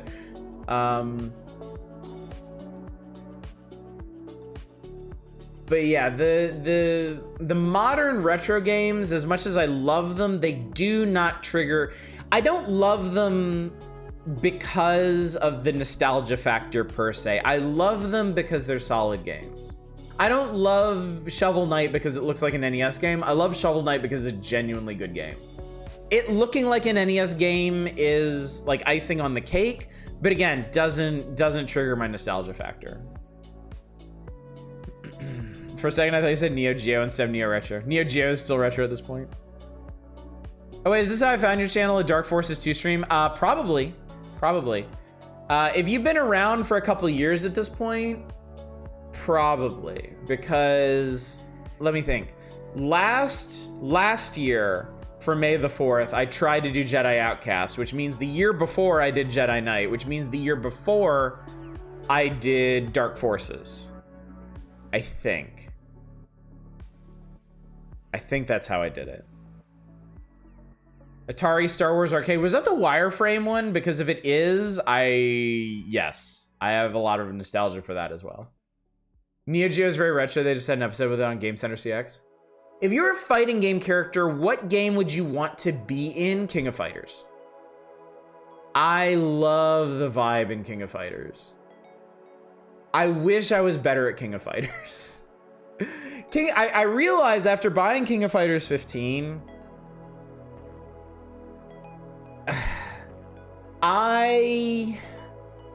here's what happened.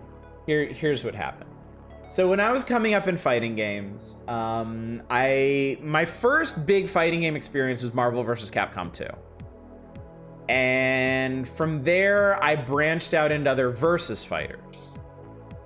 And from there, I ended up on Capcom vs. SNK, and then Capcom vs. SNK 2. And that's where I learned about the SNK characters and how much I liked them. I think SNK has my favorite roster out of all the fighting games. I love SNK characters.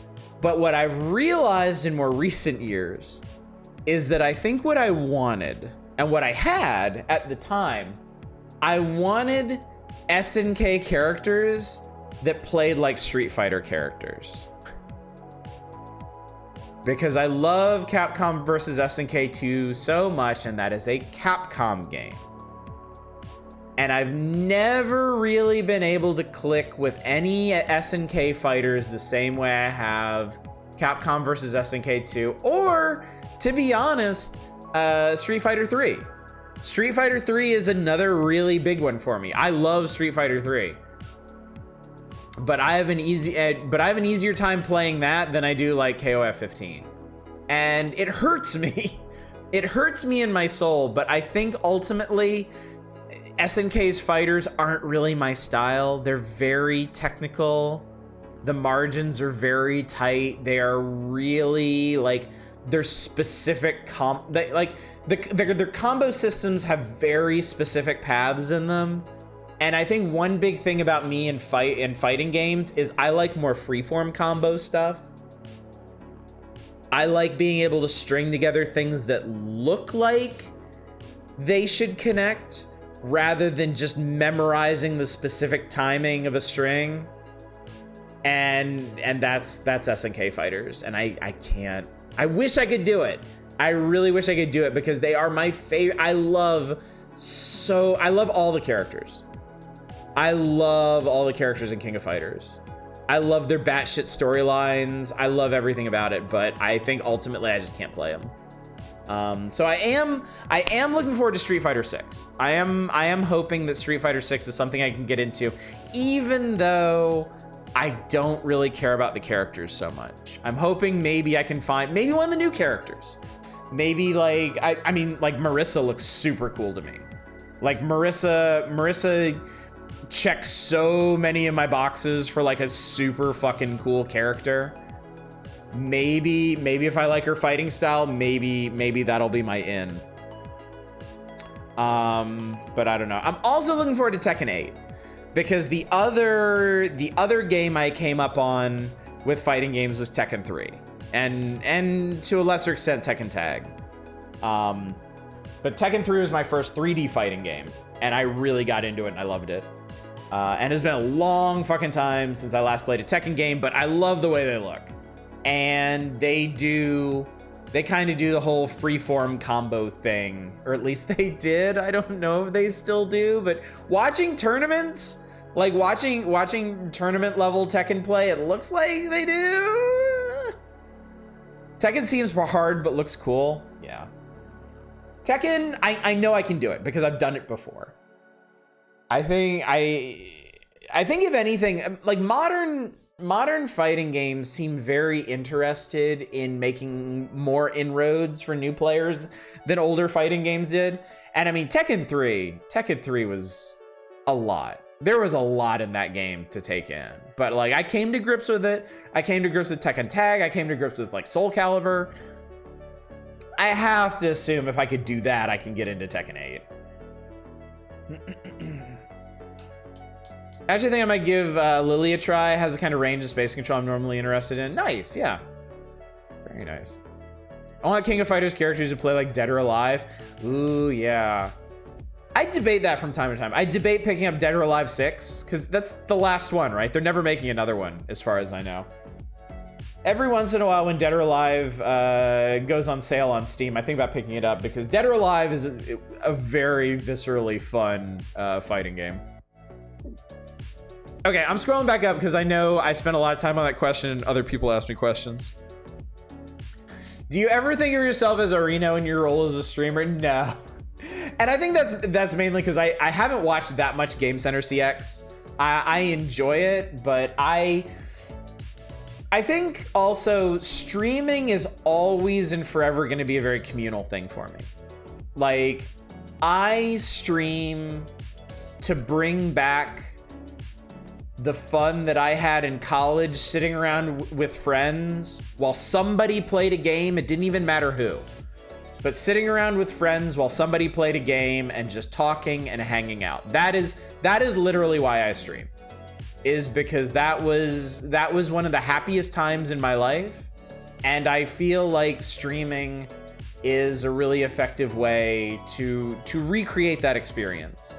Because obviously we can't go back to college. We can't shed all of our adult responsibilities and sit around and just watch somebody play old ROMs of Genesis games all night. But I can get on here and play old ROMs of Genesis games all night, and y'all can hang out with me and we can talk, and it can become a pretty close approximation of that. Do you pour the cereal or the milk for a cereal?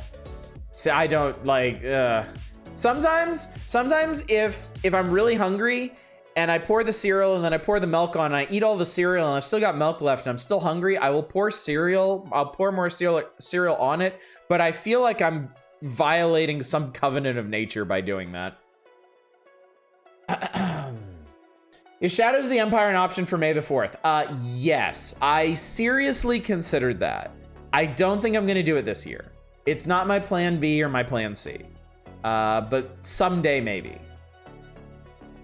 I think one of the things that's staying my hand is I'm pretty sure I have a physical N64 copy of that, and I might just want to wait and do it when I have an N64 to play it on, rather than picking up the PC version from GOG. Any chance for Blasphemous 2? I would say Blasphemous 2 is highly likely. I will probably break my rule about playing new releases to play Blasphemous 2. Because I love the Game Kitchen, I love Blasphemous 1, and I would really, really be down for that. Hollow Knight? I've debated Hollow Knight for a long time. Because I never beat Hollow Knight. I played through almost the entire thing, but I never did beat it. It's been out long enough that I don't think I would lose any viewers because they want to play it themselves. And look, I know that I'm supposed to be letting go of concerns about metrics and stuff and whatnot. I still don't want to play things that are going to necessarily drive regulars away. And that is a consideration when talking about new releases. That is a reason why I'm gonna, for the most part, continue to avoid them, because a lot of y'all want to play these games when they come out without spoilers, and I don't want to drive people away because I'm playing the new hotness that you want to play yourselves. So that's something that's not going to change. There's so many other things I can play, and I don't tend to get super hyped about new releases, but like I said, I think I will most likely break that rule for Blasphemous 2. You like to be a fighter in Bloody Roar? I know that name, but I don't really know anything about Bloody Roar. Obviously, I have cheat say Grand Blue Versus. Yeah. What's your least favorite genre? What's your most favorite genre? And how would you like to see them combined into a game you can at least appreciate? My least favorite genre is least favorite genre is probably sports games. Probably my most favorite genre. My most favorite genre shifts around a bit. So I'll give you two answers. I'll give you a boring answer and I'll give you a more interesting one. I think arguably my most favorite genre is like management sim. And I do believe that there are sports management sims that exist that I would genuinely enjoy if I actually took the time to play them. I did when I was living in Japan in like 2006, 2007, I think. My roommate had the Madden game at the time, and that Madden game had a very deep and full-featured management mode where your players actually had like RPG-style stats and perks and stuff that you could develop, and I got genuinely into that. I was really quite into that. So I think there's a pretty decent chance if I picked up something like Football Manager, I would disappear into that for a while. So the more interesting answer I could give is ARPGs are my favorite genre. Stuff like Diablo and Grim Dawn. And I think basically any combination of ARPG and sports game that you tried to make would be genuinely really interesting. Them's Fightin' Herds is very Skullgirls-esque. You know, I streamed Them's Fightin' Herds one night. I don't even remember what the theme of that night was. I don't even remember we had a theme, but it was fun. And I have been thinking lately about just picking up Skullgirls. Well, I mean, not picking up, playing it. I have it. And I've been, you know, there's a lot of chatter about fighting games right now. So I've been thinking about screwing around with Skullgirls for a bit before the big ones come out. Okay. Well, now I have to catch up to the other stuff that happened while I was catching up. I went to Urban Champion Monopoly crossover the place, sort of like how Archon relates to chess. People, I see what you're saying. People pour the milk first are sinners. Put cereal into my milk, small handfuls at the time, eat it, then add more, keeps it crisp. You know what? I wouldn't do that, cheese toast, but I get it. I can see where you're coming from on that, at least. The checks would murder you if you topped off a beer. The cereal vibe checks out. Cereal and coconut milk if you want to summon some Eldritch Horror. Recently replayed Hollow Knight. It's awesome. Oh, hey, Echo Farts. Good to see you. Glad you dropped by. Yeah, I don't know. I might just haul off one day after we're done with our Star Warsing. I may just haul off and do Hollow Knight. Because I gotta tell you, Jack, I am always in the mood for Metroidvania. Metroidvania is also up there as like one of my all-time favorite genres. And I don't think I would ever get tired of playing those. So Hollow Knight is definitely something in consideration. When Tears of the Kingdom comes out, I'm gonna have to not watch so many streamers for that reason. Yeah, I know what you mean. I try to avoid, like, there's so many Zelda games I haven't played. And when a streamer I like plays one of them, it sucks because I won't watch it. I don't want to spoil these Zelda games for myself. Mainlining Tears of the Kingdom for sure. Petrie, a big fan of Breath of the Wild. Tecmo Cup soccer game is what you need to play. It's a soccer RPG. Yeah, I think a sports RPG has a pretty good chance of landing with me. How you feeling about Zelda Randomizer going on the shelf or going Key Sanity? I will be honest. I don't think Zelda Randomizer ended up being quite as compelling as I was hoping it would be for me. I certainly like it. It might be a mood thing. It might be I'm just not in the right mindset, the right place for it. What was annoying me was starting a randomizer one night, getting like 75 to 80% of the way through it, and then having to put it aside to finish it another night. I don't really want to go back to unfinished ones. I guess if I was, I guess that's the thing. If I was better at Zelda randomizers and if I could do them in one night, I would probably be more inclined to do them. Then again, as moody as I am, I don't know how long it would, I don't know how long it would maintain my attention either.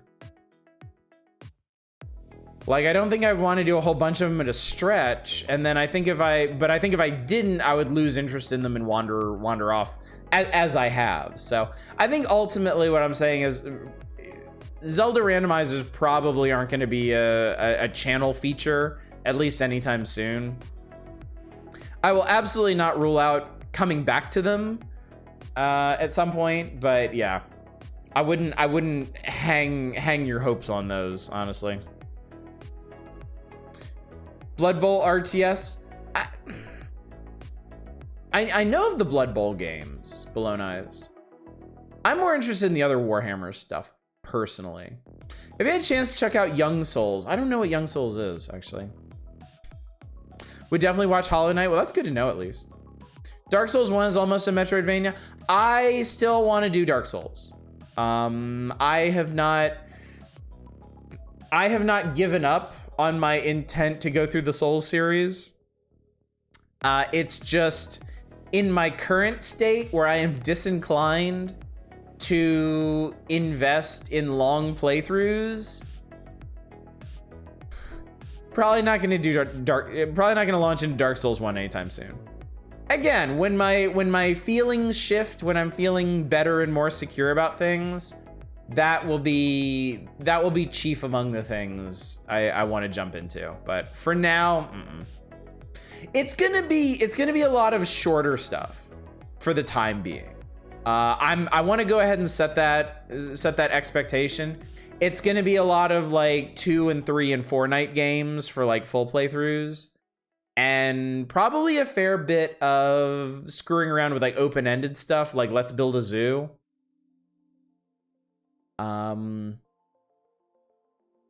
So yeah, don't expect any big long form playthroughs anytime soon. Definitely not before May the 4th. After May the 4th, we'll reevaluate. I don't know. I may come out of Jedi Academy feeling like fresh and ready to go straight into Dark Souls 1. I could. Or I might want to go right back to what I'm doing, playing little indie stuff and weird old games. I don't know. Well, we'll see. I'm gonna be very seat of pants for a while.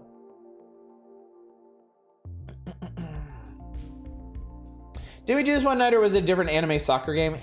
We played, there's like a dodgeball RPG that came out like in like the past year or so. We did check that out, and that was pretty cool. That might be what you're thinking of.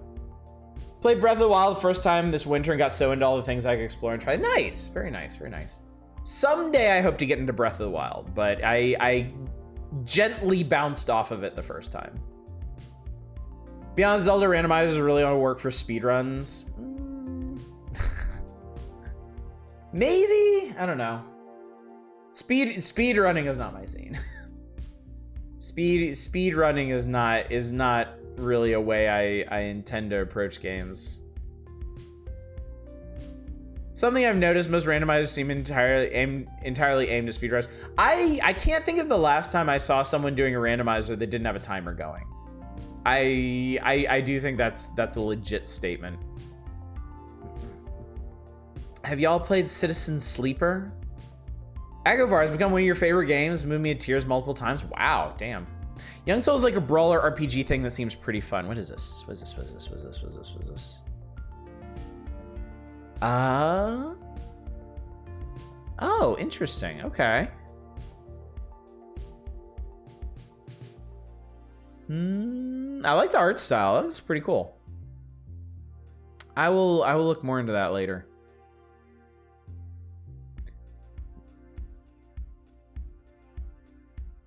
Soulja and Young Souls is a Ready to Rumble style exercise minigames. Bounce off. Oh, Peachy bounced off the first time too. Didn't really get Breath of the Wild until you saw people trying some different things. Okay. Tecmo Bowl Soccer is Captain Tsubasa. Oh no, we did do that. Yeah. Yes, we did the Captain Tsubasa game. Yeah, I totally forgot the different name it went by. Yeah, that was pretty cool. I like that. I'm getting confused by the Kunio-kun sports game. Oh, Crash and the Boys Street Challenge or whatever. Yeah, put that one out of your mind. I'm never going back to that. Breath of the Wild felt so overwhelming when you started. Yeah, that's kind of where I was. I did like the intro plateau, and I really enjoyed that. And then when I got down from there, I was like, I don't know what I'm doing anymore. I felt it was one of those paralyzed by choice things. Like, I certainly had things I could do, but it just felt so huge that it was like, I don't know where to even start. Only play the demo is more challenging and fun than you expected. Nice. Yeah, I may, despite the fact that I'm going more freeform with the schedule and stuff, I may also at times lean more heavily on y'all to suggest or request stuff, depending on how I'm feeling.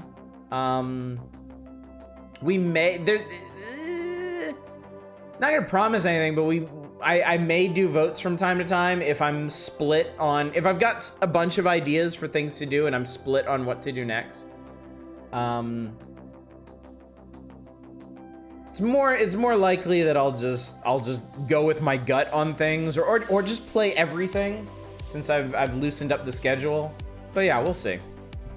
Breath of the Wild is a game I have such mixed feelings about. Love so much the sandbox, the world and design music. Open world is well designed. Yeah, let's just do it all. That's the easy answer, isn't it? Just fucking do everything. Why not? Right?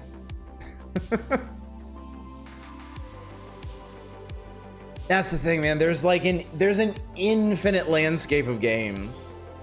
Even narrowing it down to like, well, I feel like saying indie isn't even really narrowing things down anymore. But like even if I just slunk back to weird old games and retro stuff, I mean, I would never run out of things to do. I would never run out of stuff to explore, so. I think that might also be one of the things that I'm kind of missing right now on Monday, Tuesdays, and Wednesdays, is the sense of exploration and like discovering new stuff. Because RimWorld and Kenshi have both been pretty well trod ground for me. And I think maybe that can work. I don't know though. But I think maybe for right now that wasn't what I needed, you know. Curse of the golden age of content, but also the blessing. So many great things to read, watch, play, listen to. Hey, Lojo High! Yeah, it's not a Kenshi stream. Guess what? Kenshi's over. Lojo High, do you want me to catch you up on what's going on? It won't take too long to explain, even though we are coming up on hour 3 of me talking about things. But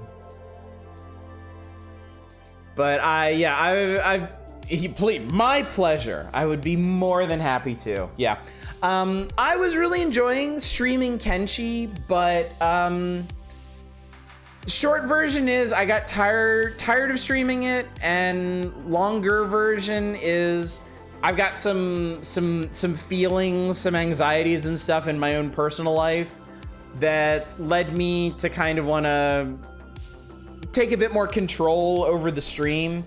I'm less inclined to do commit to big long playthroughs right now. I want to be a bit more spontaneous, not schedule stuff out so far in advance, and just kind of do whatever for a while. He released a deadly virus that deleted Kenshi from the entire internet. When Odd says followed by game playing, you really meant tomorrow. I gotta be honest with you, Newhouser. I had a plan and stuff for playing games, but I'm really just kind of enjoying sitting here talking. I mean, we could take a look at SKALD at some point, but yeah. Big discussion night? Yeah, Chaos, yeah. I wanted to explain what's going on because I didn't stream last night, and then tonight I didn't really feel like playing Kenshi. So yeah. long story short, I think my moods have shifted again, and I want to just schedule less stuff. I want to stop committing to things so far in advance, and I want to just really do what I feel like doing. So Kenchi's done for now. On Monday, I don't know what we're gonna do on Monday. I haven't decided. I have ideas certainly, but I haven't decided anything. I'm not gonna decide anything until Sunday. I'm not gonna plan my streams out more than a week in advance. I'll still post schedules like I do now, but they'll be subject to change. Power hours and Fridays are not changing. I am perfectly happy with those. And Fridays will probably skew even more towards variety nights and wheel stuff than before. But Monday, Tuesdays, and Wednesdays, I'm backing away from big playthroughs, and I want to do more smaller stuff and just one-off looks at things, really. So that's the plan for the time being. We've got May the 4th festivities coming up. That's the one thing that I am still planning for.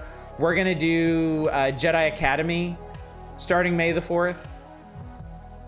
And then on the other side of that, we'll reevaluate. We'll see. Do Littlewood, coward. I actually I was playing Littlewood so this is another thing that's going on right now. I'm floundering a little bit trying to find something else to play in my free time. Cause I just did, hang on, what have I been doing lately? Cause I've kind of forgotten. Oh God, they changed the fonts and everything on this shit. What the hell? Did Kenshi, Garden Story. This doesn't pop up. So that's that stuff. Oh yeah, Dredge. So I just, okay. So the last thing I did before I went, you weren't supposed to see that, Dom. The last thing I did before I went on vacation, I played through the Outer Worlds. And I finished that. That was really fun. I started Dredge. I didn't finish Dredge until I came back. But I did that. And then now I've been looking for something else to play. And I thought it was either gonna be Littlewood or Garden Story. And I've kind of lost interest in both of those already. Littlewood is a bit too, I don't know if this is gonna make sense. Littlewood is a bit too task-oriented for me right now. I don't feel like doing chores and games at the moment. And I think that's probably also hurting me with Garden Story too. Garden Story, really, oh my God, we ran out of music. The thing I picked was 2 hours long. Okay, well, I'm gonna pick one that's 1 hour long. Fuck it. There we go.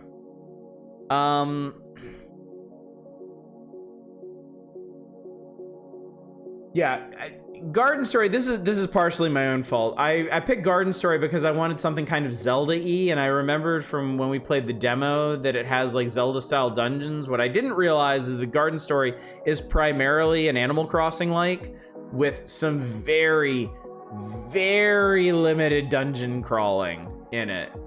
And I think it's really fun. It's a nice game, but it's not gonna hold my attention right now. So I'm kind of left not knowing what I want to do right now in my own time.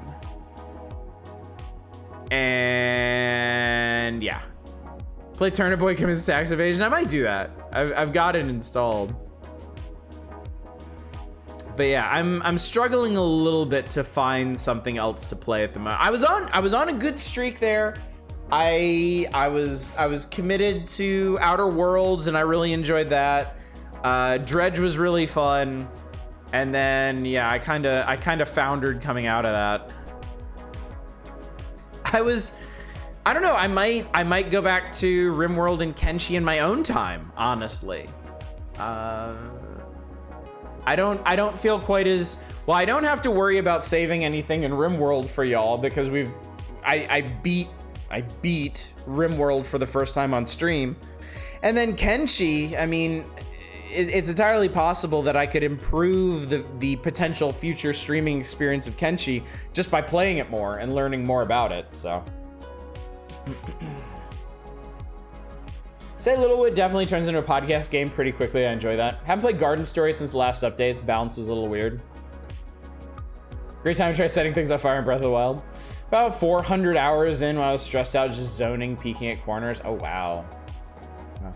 Yeah, I don't know what I feel like right now. I had such a clear idea earlier. Like, I wanted... Outer Worlds was like... Outer Worlds was because... was us coming off of Fallout 1 and 2. I did Outer Worlds because I finished Fallout 1 and 2... and I probably would have played Fallout 3 if I wasn't saving that just in case we want to stream that sometime. So I jumped to Outer Worlds, and that was great. That was, I had a great time with that. So, and then Dredge I was excited about. I had been following Dredge for a while. I really enjoyed the demo of it, so I knew I wanted to play that game, but now I don't know where to go from there, honestly. Henry Stickmin collection? Don't get ahead of yourself. Do you want to play Legend of the Ghost Lion? I am interested. I am interested. But yeah, I don't know. That's probably going to be that'll probably end up being a stream thing at some point. Goldilocks games, I get you though. Sometimes my mood changes between install and download finishing. Yeah, I'd say that's another thing that's gotten worse as I've gotten older. Well, I mean, Christ, one of the reasons I started doing reviews years ago, many years ago at this point, was because I had this problem, because I had this enormous sprawling backlog and I didn't know where, I didn't know what to do with it. I didn't know what to play. So I was like, I know, I'll review things. I'll do themed series out of these. And that helped a lot. That really did help a lot. So I don't know, maybe I need to approach it with that mindset. Do some surprise reviews out of the blue. It helped me last year when I did my Serious Samathon. That was great. I really enjoyed that. Do you want to see a Bloody Roar or some YouTube videos are like, we'll get to Bloody Roar. Don't you worry about that. I know that's on the horizon. Finish Bloodstained in your own time? Yeah, maybe I should do that.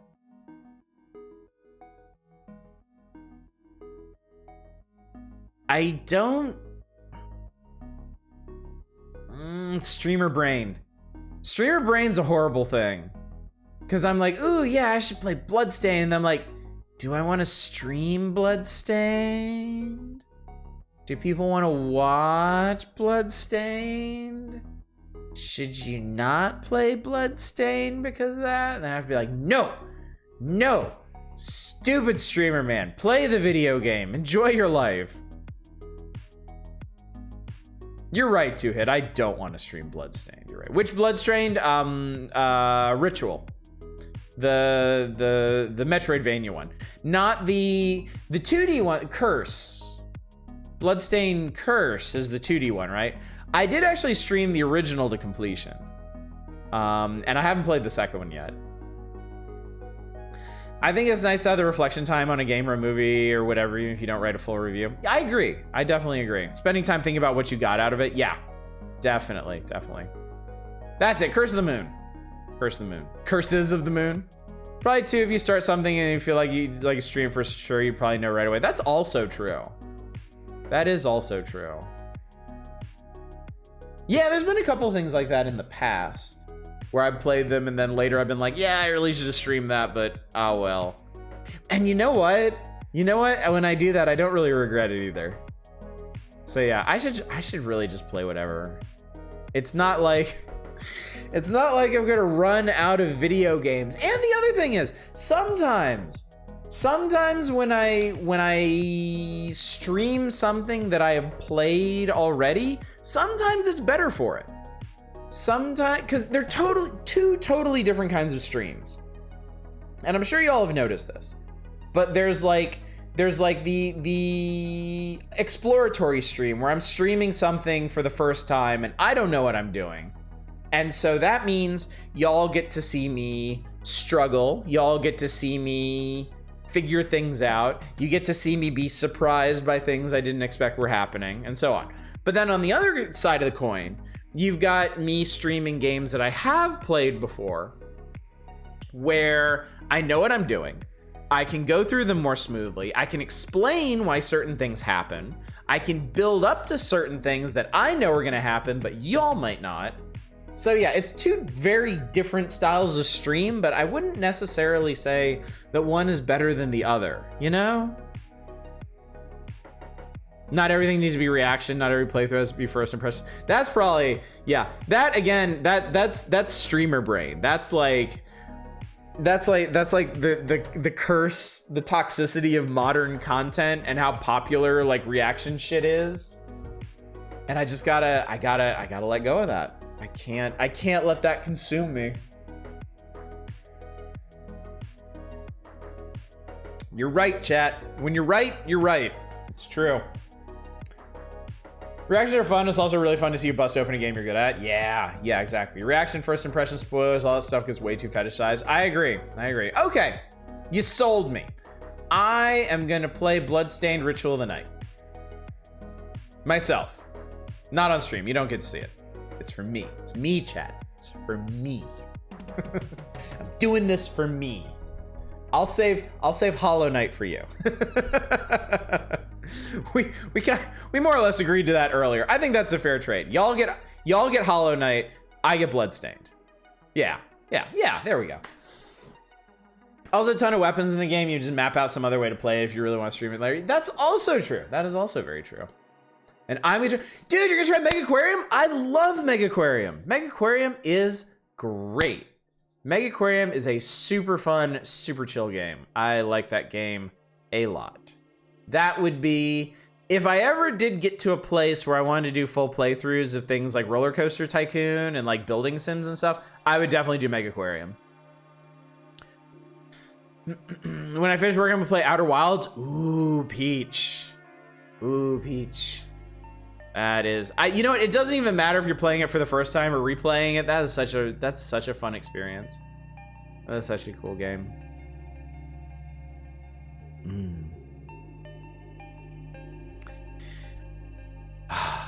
Okay, I feel good.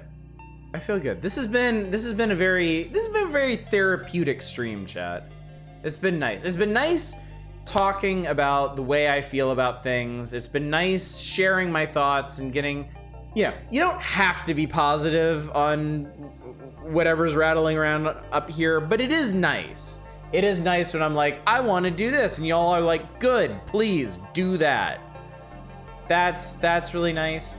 You help me come to terms with some additional things like playing video games for myself. We'll send you the bill. It's like reverse subscriptions. I have to start paying y'all to show up. I've been saving in everyone else's playthroughs for after. Oh. Yeah, you're gonna have a real good time with that, I think, Peach. That's gonna be cool. Coke Zero tastes like oranges. But yeah, I feel good. I feel good about this. So how about we make good? We make good on the promise of the stream title and my own often erroneous words. And why don't we play a little something while we still have some time in the evening? I want to play this SKALD. I want to play this here SKALD demo. I said I wanted to do it, and we'll do it. I even got some other stuff that we might screw around with.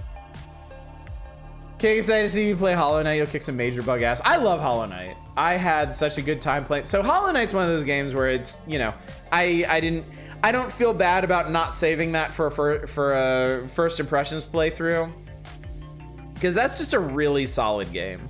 It's just a really fucking cool game to go through.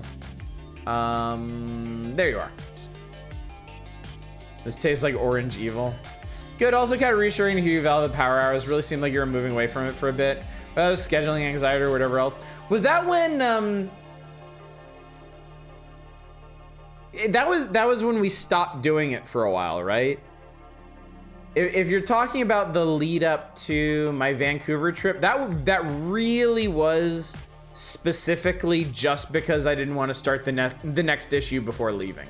And in hindsight, that was probably unnecessary. But again, streamer brain. I think de-streamer brainifying myself is going to be a bit of a process. That might be a long-term goal for me for the rest of this year or something, because I think I'll be a lot happier if I let go of some of these notions of things that I need to do to keep the channel structured and healthy and whatnot. But yeah. But no, I will never. You'll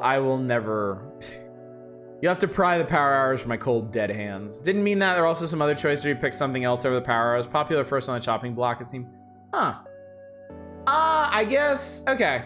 No, I know what you mean, because spoiler alert, May the 4th falls on a Thursday this year. So actually, yeah, the power hours are gonna suffer while we're playing Star Wars games. When May the 4th rolls around, I'm gonna do Jedi Academy every night until we're done with it. It's gonna overwrite everything else. So yeah, don't get the wrong idea. It's not me letting go of the power hours. It's me just, you know, doing stuff. I tend to vote for dropping power hours just because always definitely come back. Oh, right, yeah, that, what was it?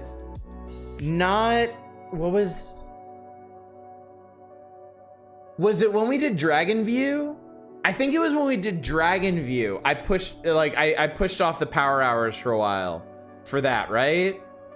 Because we were doing something else that I didn't want to delay on Monday, Tuesday, Wednesday. So I think I let Dragon View overwrite the power hours for a while. But yeah. No. Y'all don't worry about the power hours. It is my favorite thing that we do here. And if anything, I would if I was gonna change the schedule in any way, I would do more power hours, not less. I will let other things scribble over it occasionally, just because it is such a standard. It is such a cornerstone that I don't ever feel like it's very far away, really. So, although now that you bring it up in the future, I might be less inclined to let it get away from me. So, who knows, really? Anyway, I'm gonna play a video game. I know this is anathema around here, chat, but deal with it. We can still talk, of course. I'm not shutting off conversation. If you want to just sit on the main menu of this game and talk about more things, I'm totally okay with that too. It's just I said I was gonna play something. So let's SKALD. Shout. Oh, hello. That was cute. Ooh, I like the sound of this. Yeah, look at that. Look at that, hear that, it's great. That's my cue for thanks for the stream, Night Chat. Hope y'all have a good Thursday. Have a good one, Library Man. Thanks for coming by. Some of this might have been when you wanted more days before you forgot a playthrough. Also true, yeah, also true. I know I've sacrificed power hours for that as well, so. It is a nice main menu, yeah, very much so. Audio. That's a really weird way to do your stuff, but whatever. I'm gonna turn that up just because it seemed a little low on the levels there. New game. Welcome to character creation. God love it. Start by picking a difficulty for your playthrough. Difficulty change during play. Jerp, thank you so much for the raid. What is going on, buddy? Interesting timing. I just finished yammering for like 2 hours and 15 minutes. And we're just now trying out the demo for SKALD against the Black Priory, which is a old school party-based RPG thingy thing. What are you up to tonight? Pick a difficulty. Oh, they have a narrative difficulty. That's really nice. Narrative mode is difficulty players who would like to experience the game's story and setting with a minimum focus on combat and grinding. Easy is a great way for players who are new to the style of role-playing game to experience the game. Combat is forgiving, and there should be little need to optimize character builds. Dice, I'm sorry, this looked like rice rolls at first, and I was like, are weighted in the player's favor.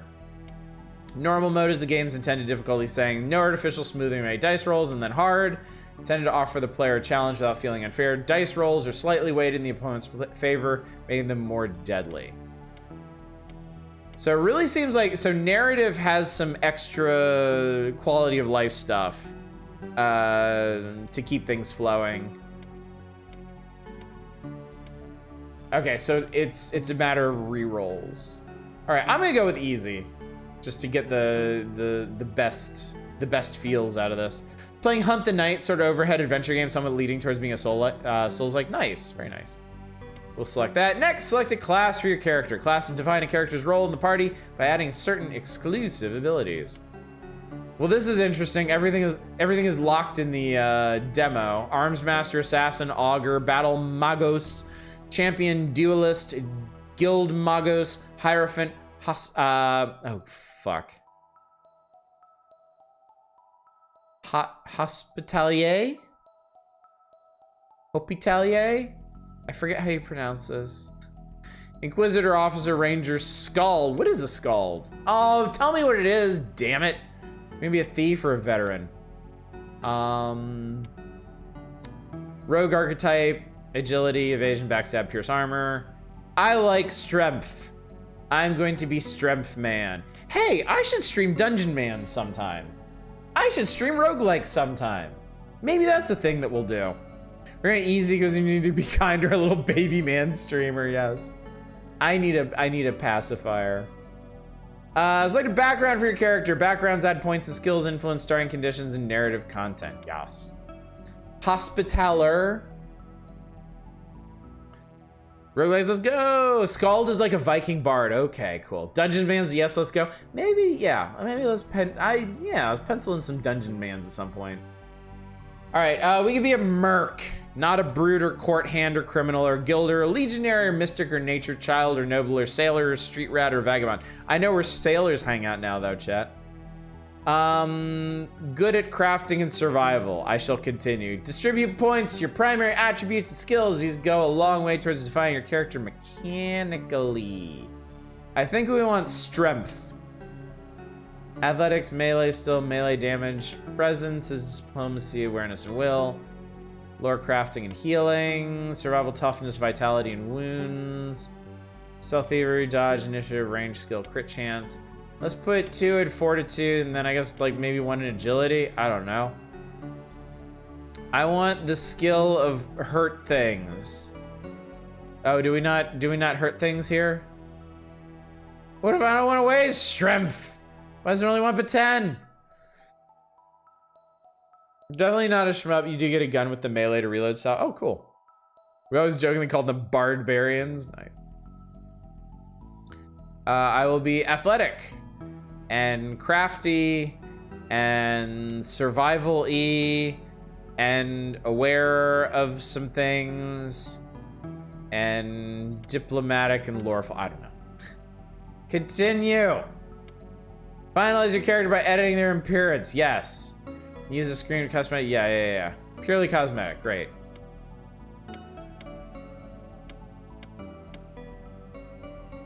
Just a wealth of options here. Oh, that's interesting. Sure. Oh, but it's not gonna change your portrait, so let's just make you match your portrait. Green? Can we do green? Yes, good. You know, this is fine. Continue. Type in name and press continue. Name must be between 3 and 10 characters long and may only contain standard English letters. You're gonna be Skaldia. That sounds nice and fanful. Prologue. On the wine dark raging seas of the outer isles, a lone caravel struggles against the winds and waves towards the accursed island of Idra. There's actually Civ 2 that taught me what SKALD is. Test of time, use them in place of spies, diplomats, in the Viking scenario. Cool. Can I click on this? Yes! Oh, video games. I love you when you annotate things.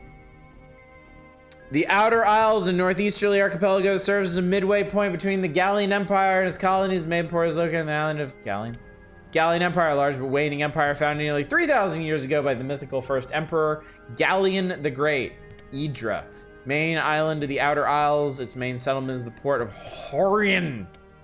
Once prosperous port and fishing village on the island of Idra. Nice, nice, nice. I love it. Quest started the Zephyr. Updated journal. Wake up. The moan of creaking timbers, the tang of preserved fish. Your eyes slowly adjust to the darkness of the ship's dimly lit hold. I continue. Suddenly, something strikes the hull and the ship rocks violently. Your heart begins to pound and a feeling of unease grows in your stomach. Oh, this is interesting. Rise well rested and ready to go. Get up, mouth dry and head pounding. Rouse yourself from a deep meditation. I'm rested and ready. You get to your feet and become aware of agitated voices shouting up on deck. Something is not right. You should make your way up to the top and get a bearing on the situation. I shall be on my way. Is this clicky? It's clicky! Oh, fuck, it's grid-based. Nice. Excuse me, you see a desk. You see a desk. Ah, right-clicking highlights shit. I love it. Something just struck the ship. Oh my god. You see a chest. Loot. Wait, so do I double-click this as well then? A desk with a maritime navigation map. The map is labeled the Outer Isles and of course is drawn towards an island named Idra. Yeah, can't be far now? Question mark? Oh, that's on the other side of the wall. Okay. Locked. To your surprise, you realize the door has been locked from the outside. It doesn't budge. Perhaps you could slip the lock with a thin blade. If you're not already done so, you must equip your dagger. Press E to manage your equipment. Bloop. Items. Oh, right click to equip. A pile of gold. Ooh, I have a sack of filthy lucre. Daggers, fighting knife blades, usually less than 1 foot long, can be curved or straight. 1 edge 2, melee, damage 1-2, type piercing, crit 2.4, value 10 GP, weight 1 LB. This is like a VGA version of Nox Archaist. All right, exit. Use dagger. Slip the dagger through the gap of the door and lift the bar that was locking you in. The door begins to creak open. As the door swings open, you now clearly make out cries from the deck above. You should make haste. I shall make all the haste. Right after I loot your shit. Chest. Yes! Give it. Helm. Actual sword. Armor. Yeah, but I want you using the bow. Or the sword. Or the whatever. It doesn't matter. You stop dead as you narrowly avoid stepping in a rust-red puddle. The stench of blood fills your nostrils. As you look around in the dim light of the hold, you realize someone or something fought for their life here. The same moment that thought hits you, a hiss sounds from the shadows. You squint towards the shadows of the hunt. Your feral-looking form slowly slinks forward. Tiny, disgustingly human-like hands, yellow fangs, and a grotesquely dexterous pink tail leaves no doubt of the creature's rodent nature. Though as it emerges from the shadows, it becomes abundantly clear that what may have started life as a common shiprat has now grown into something that has no right to exist. The second hiss sounds behind you, and the abominations lunge at you. Attack! Blood will flow! Oh, wait. Oh, shit. Grid-based combat? What the fuck? What we got here? Perform attack, cast a spell, use a feat, select new target, pass turn, defend, open inventory, hold action till end of turn, view combat log, repeat last action. So can I... Charge A damage. Oh, so that was... Okay. So the purple area is like fog of war. I can't see what's there, and that was just like generic enemy icon. Victory! Gain 113 EXPs. Loot the corpses of your enemies. Give me your tails. Delicious. I should go to sleep. I'm way too late for my early morning meetings. Fair enough to it. Thank you for hanging out. Thank you for listening to me ramble for 2+ hours. I hope it was as enjoyable for you as it was for me. And yeah, Power Hours tomorrow night. Back to the good old loving embrace of Nintendo Power, so. All's well that ends well, right? Oh, this isn't Fog of War, it's just dark. It's just really damn dark in here. Give me all your fish and stuffs. Ooh. Ooh, these portraits are good. You emerge onto the ship's lower deck. As your eyes adjust to the darkness, you become aware of a hulking figure standing in the shadows. Skaldia, there you are at last, growls a rough voice. Who's there? Show yourself. It's Roland. Where the tides have you been? Mind your own fucking business. What's going on? The island is in sight, but the damn guilders refuse to land. They want to turn back. If we turn back, we lose our shot at the girl. And no one gets paid. Listen here, I know our boys better than most. We've hired them to go to Idra and kill. If we don't pay them, things will turn bad quickly. The sailors are bloody terrified. They claim something is hunting us. Let's go, for all the good old do. Wait, there are a few sailors up ahead. Rattles a pair of rabbits. Is there a way past them? There are 2 doors ahead. Take the left and we should be able to sneak past them without any trouble. Anything else I should know? Let's just get off this bloody boat. All right, Roland has joined the party. Press Q or press character portrait to swap the party leader. Okay. I can craft stuff in an oven. Imagine you flinging a huge mass of a dozen rat tails at your opponent and they just shriek and they're like, what the fuck? You actually do that in Planescape Torment. There's some really interesting consumables in that game.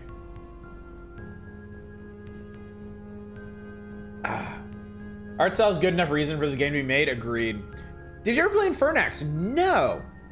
No, I didn't. Right-click ingredients, add them to the workbench, press craft to create a new item. Click recipes in the left column of view ingredients. So let's see, what do we got? Redman, Steelfin, Perklin, potatoes, onions, and leeks. Let's add a... Its flesh is considered a delicacy when served baked with lemons and vegetables. Well, I ain't got lemons.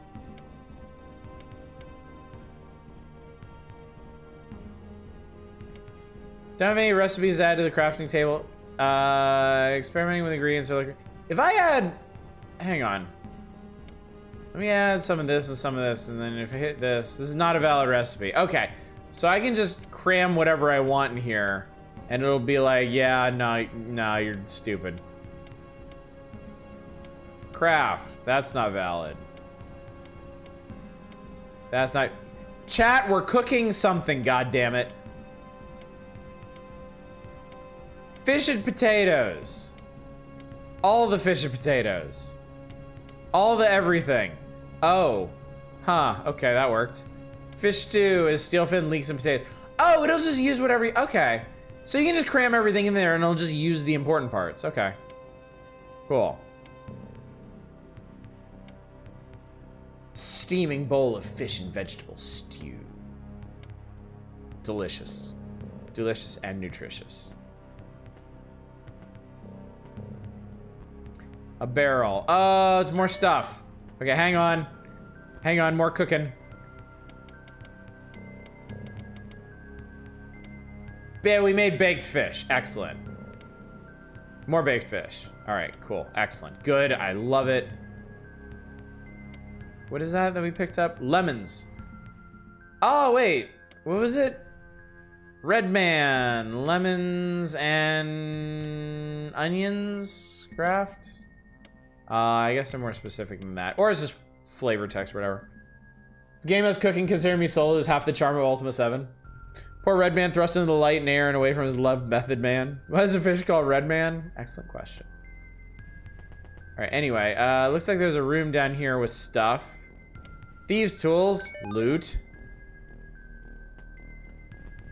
Okay, anyway, he said go through the left door. Press control to enter stealth mode, stick to the shadows, and be sure to reach cover before your stealth reaches 0. The stealth indicator is green, you're in cover. Okay. So, this is an interesting way to do it. Oh, Christ, okay. Sailor stares you wide-eyed and terrified. Dead emperors is coming for us. It whispers to me. One of them draws away with their shaking hands. Diplomacy versus 10. Calm yourself. You're guild sailors. Will the golden dead smile upon you? Diplomacy plus 2d6, difficulty 10. Scaldia must roll 9 or above on 2d6 to succeed on this diplomacy skill check.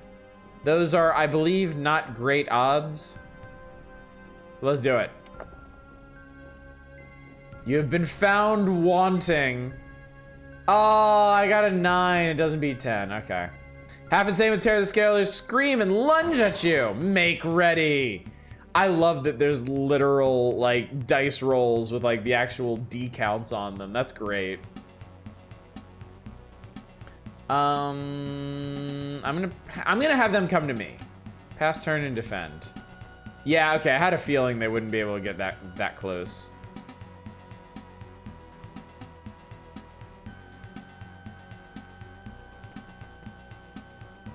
Spotted something. Yes, you did. What is she doing? It's weird.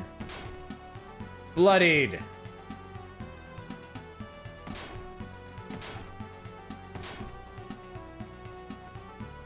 Disengage. I don't want you to disengage. I want you to kill the shit out of him.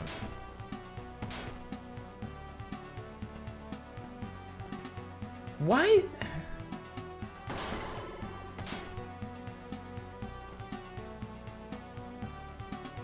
Am I missing something here? Well, whatever, we won. 8 XP, we got club, dagger, and surgery door key. Great. Remember that Pro ZD skit about American versus European board games? Is this something I can have? Oh, I'm stupid. There's a pillar here. I didn't even realize it.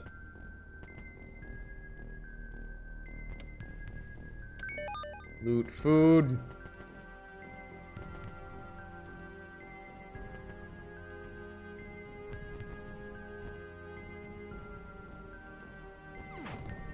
Unlocked.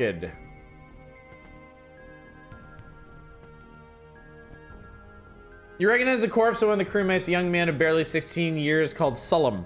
The youth had been mauled to death by what you assume are the grotesquely altered rats you encountered just minutes ago. The corpse is still warm. Surgical, there's a dagger for surgical tools. Excellent, good. No cargo. Apothecary's desk, a tonics of vitality. Desk. Surgeon's journal, brandy, loot, everything. Okay, so hang on a sec. Wait a tick. Can I read this? Read. Wow, written on the day of the departure from the mainland, left Adler's helm today with a full complement of passengers, mercenaries by the looks of it. Paid well, ship was dispatched by a guild before we could fully restock medical supplies. Hopefully we won't need them, then again our passengers make me uneasy. 5 days ago, brawl in the mess. Had to set nose, men seem on edge. I can't say I blame them, have been sleeping poorly and dreams are unsound. This is cool. This is cool. This is cool.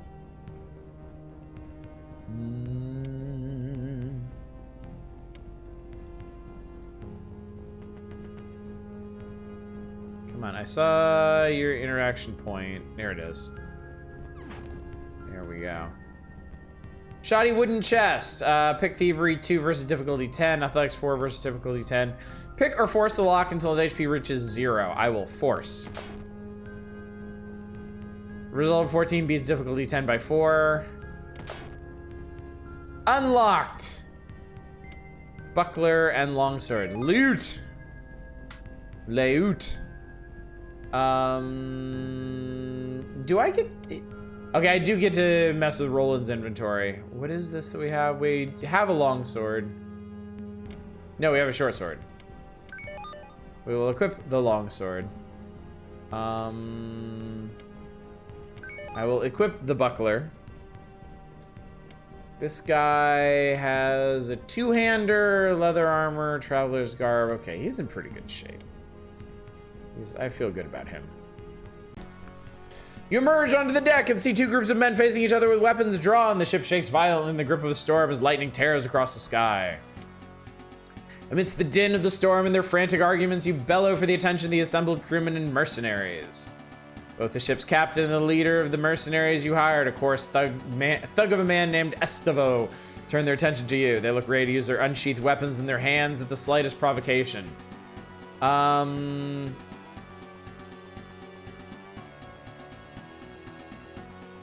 gonna attack the captain.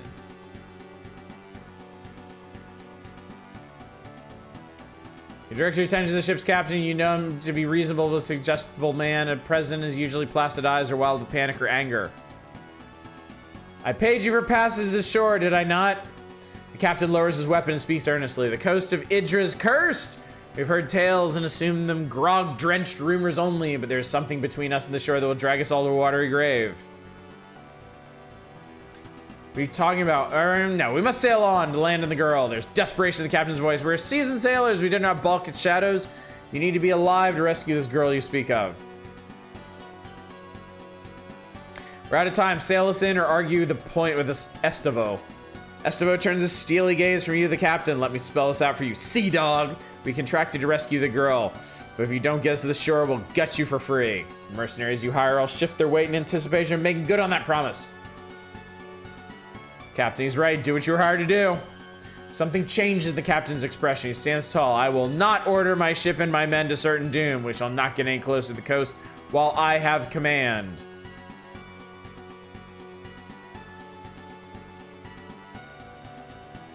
Diplomacy versus 10. I believe you, but my contract with these men does not mention your survival. Will the golden dead smile upon me? Holy shit! You bring glory upon thine ancestors. Success! A few of the ship's crew lower their weapons. The captain's eyes flip between you and Estavo's murderous grin. He sheathes his blade and speaks softly, his voice barely audible over the snapping sails. So be it, may the deep have mercy. You gain 100 EXPs. Oh, well, we fucked that up, didn't we? Suddenly, huge monstrous tentacles burst from the water around the ship. For a split second before the terror sets in, you wonder what Estavo must be thinking as the monstrosities loom over him. After reaching their full height, the tentacles curve inwards and smash into the ship. Some pierce straight through the deck, others snap the mast like they were matchsticks. You stand frozen in place.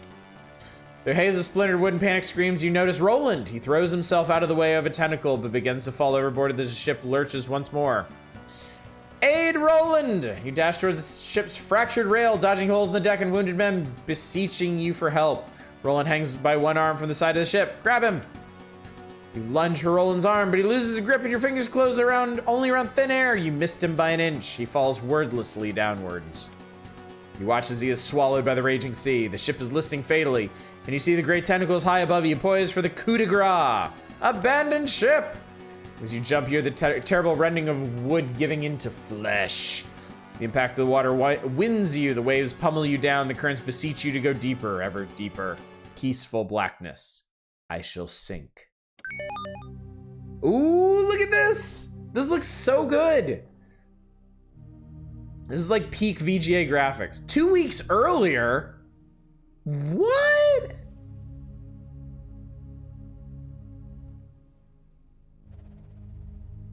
We're doing like playable flashbacks in this?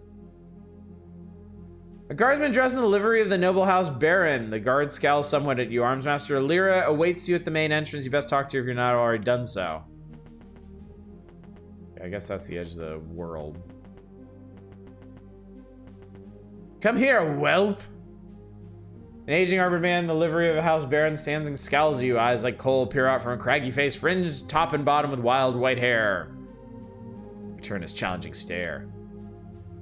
The older man crosses his massive arms, steps forward, and leans towards you. So, young sellsword, come looking for a scrap, have you? Though his voice is full of gravel, there's now a glint in his eyes, though the old coals have begun to warm up. Gideon, you old fool! A single bark of laughter emanates from the dense beard as he embraces you in a crushing bear hug. Gideon may older and grayer, but from the force of his hug, you don't reckon you'd have any more chance of beating him now than you did as a 12-year-old. Good to see some things haven't changed. Gideon steps back and allows you to breathe again before grabbing you by the shoulders. I heard of your father's passing. Truly, he sits with the golden dead now. Tell me, how did he die? In glorious battle at my side, drunk and reeking of his own piss. Let's not dwell on old wounds. You know why I'm here. This is one of the most tabletop-y CRPGs I've seen. I will be honest, I love this. I think this is great. This is, to me, this is all the charm and appeal of old CRPGs, like you know, like Might and Magic and whatnot, but with modern design sensibilities, which makes it infinitely more comfortable for me to try and play. Yeah, I think this is fantastic. I like this a lot. Master Kato will chew your ear plenty when you see him, Scaldia. Lyra, the new Master at Arms, awaits you by the main entrance. She'll escort you, and don't ask her not to if you think I had a temper. The joke fails to hide the note of anxiety in the grizzled house guard's voice. I don't think let's try it. Diplomacy versus 15. That's really just awful odds, isn't it, though? Yeah, no. Oh, I guess we're doing it anyway. Wait, can I do... Nope, you gotta do it now. Failure! You've been found wanting. I won't betray my master's confidence by saying more. Best you see him yourself. Man offers a smile, but fails to iron out the concerned creases around his eyes. Very well, I'll go look for the Master at Arms. Want to explore for old time's sake? Take this lantern, Lord Baron will wait. We don't want you getting lost in the hedge maze again. Activate or deactivate lanterns by pressing T. Whatever may come to pass, it did this old warrior a barrel of good to see you again, girl. The old man slaps you on the shoulder and parting, almost knocking you off balance. He then seems to remember something. He leans in conspiratorially. My damn knees are acting up again. Can't hardly sleep on account of the aches. Let me tell you, I'd take an arrow in the leg any day. If you're going over to the kitchen later for a bit of grub, a bottle of brandy from the wine cellar would make me a happy man. Nice. This and Call of Sarganar are two games I'm really looking forward to. Don't keep Lyra waiting any longer. Talk to her first and I'll be here for later. Okay. So T... Okay, so I see myself holding a lantern. Does that change this stuff? It does. It does. It clears up the darkness. Very cool. Very, very, very cool. I hear Master Kato isn't seeing anyone. Hick. Hick. Call of Sarganar is like betrayal at Krondor Clone. Nice.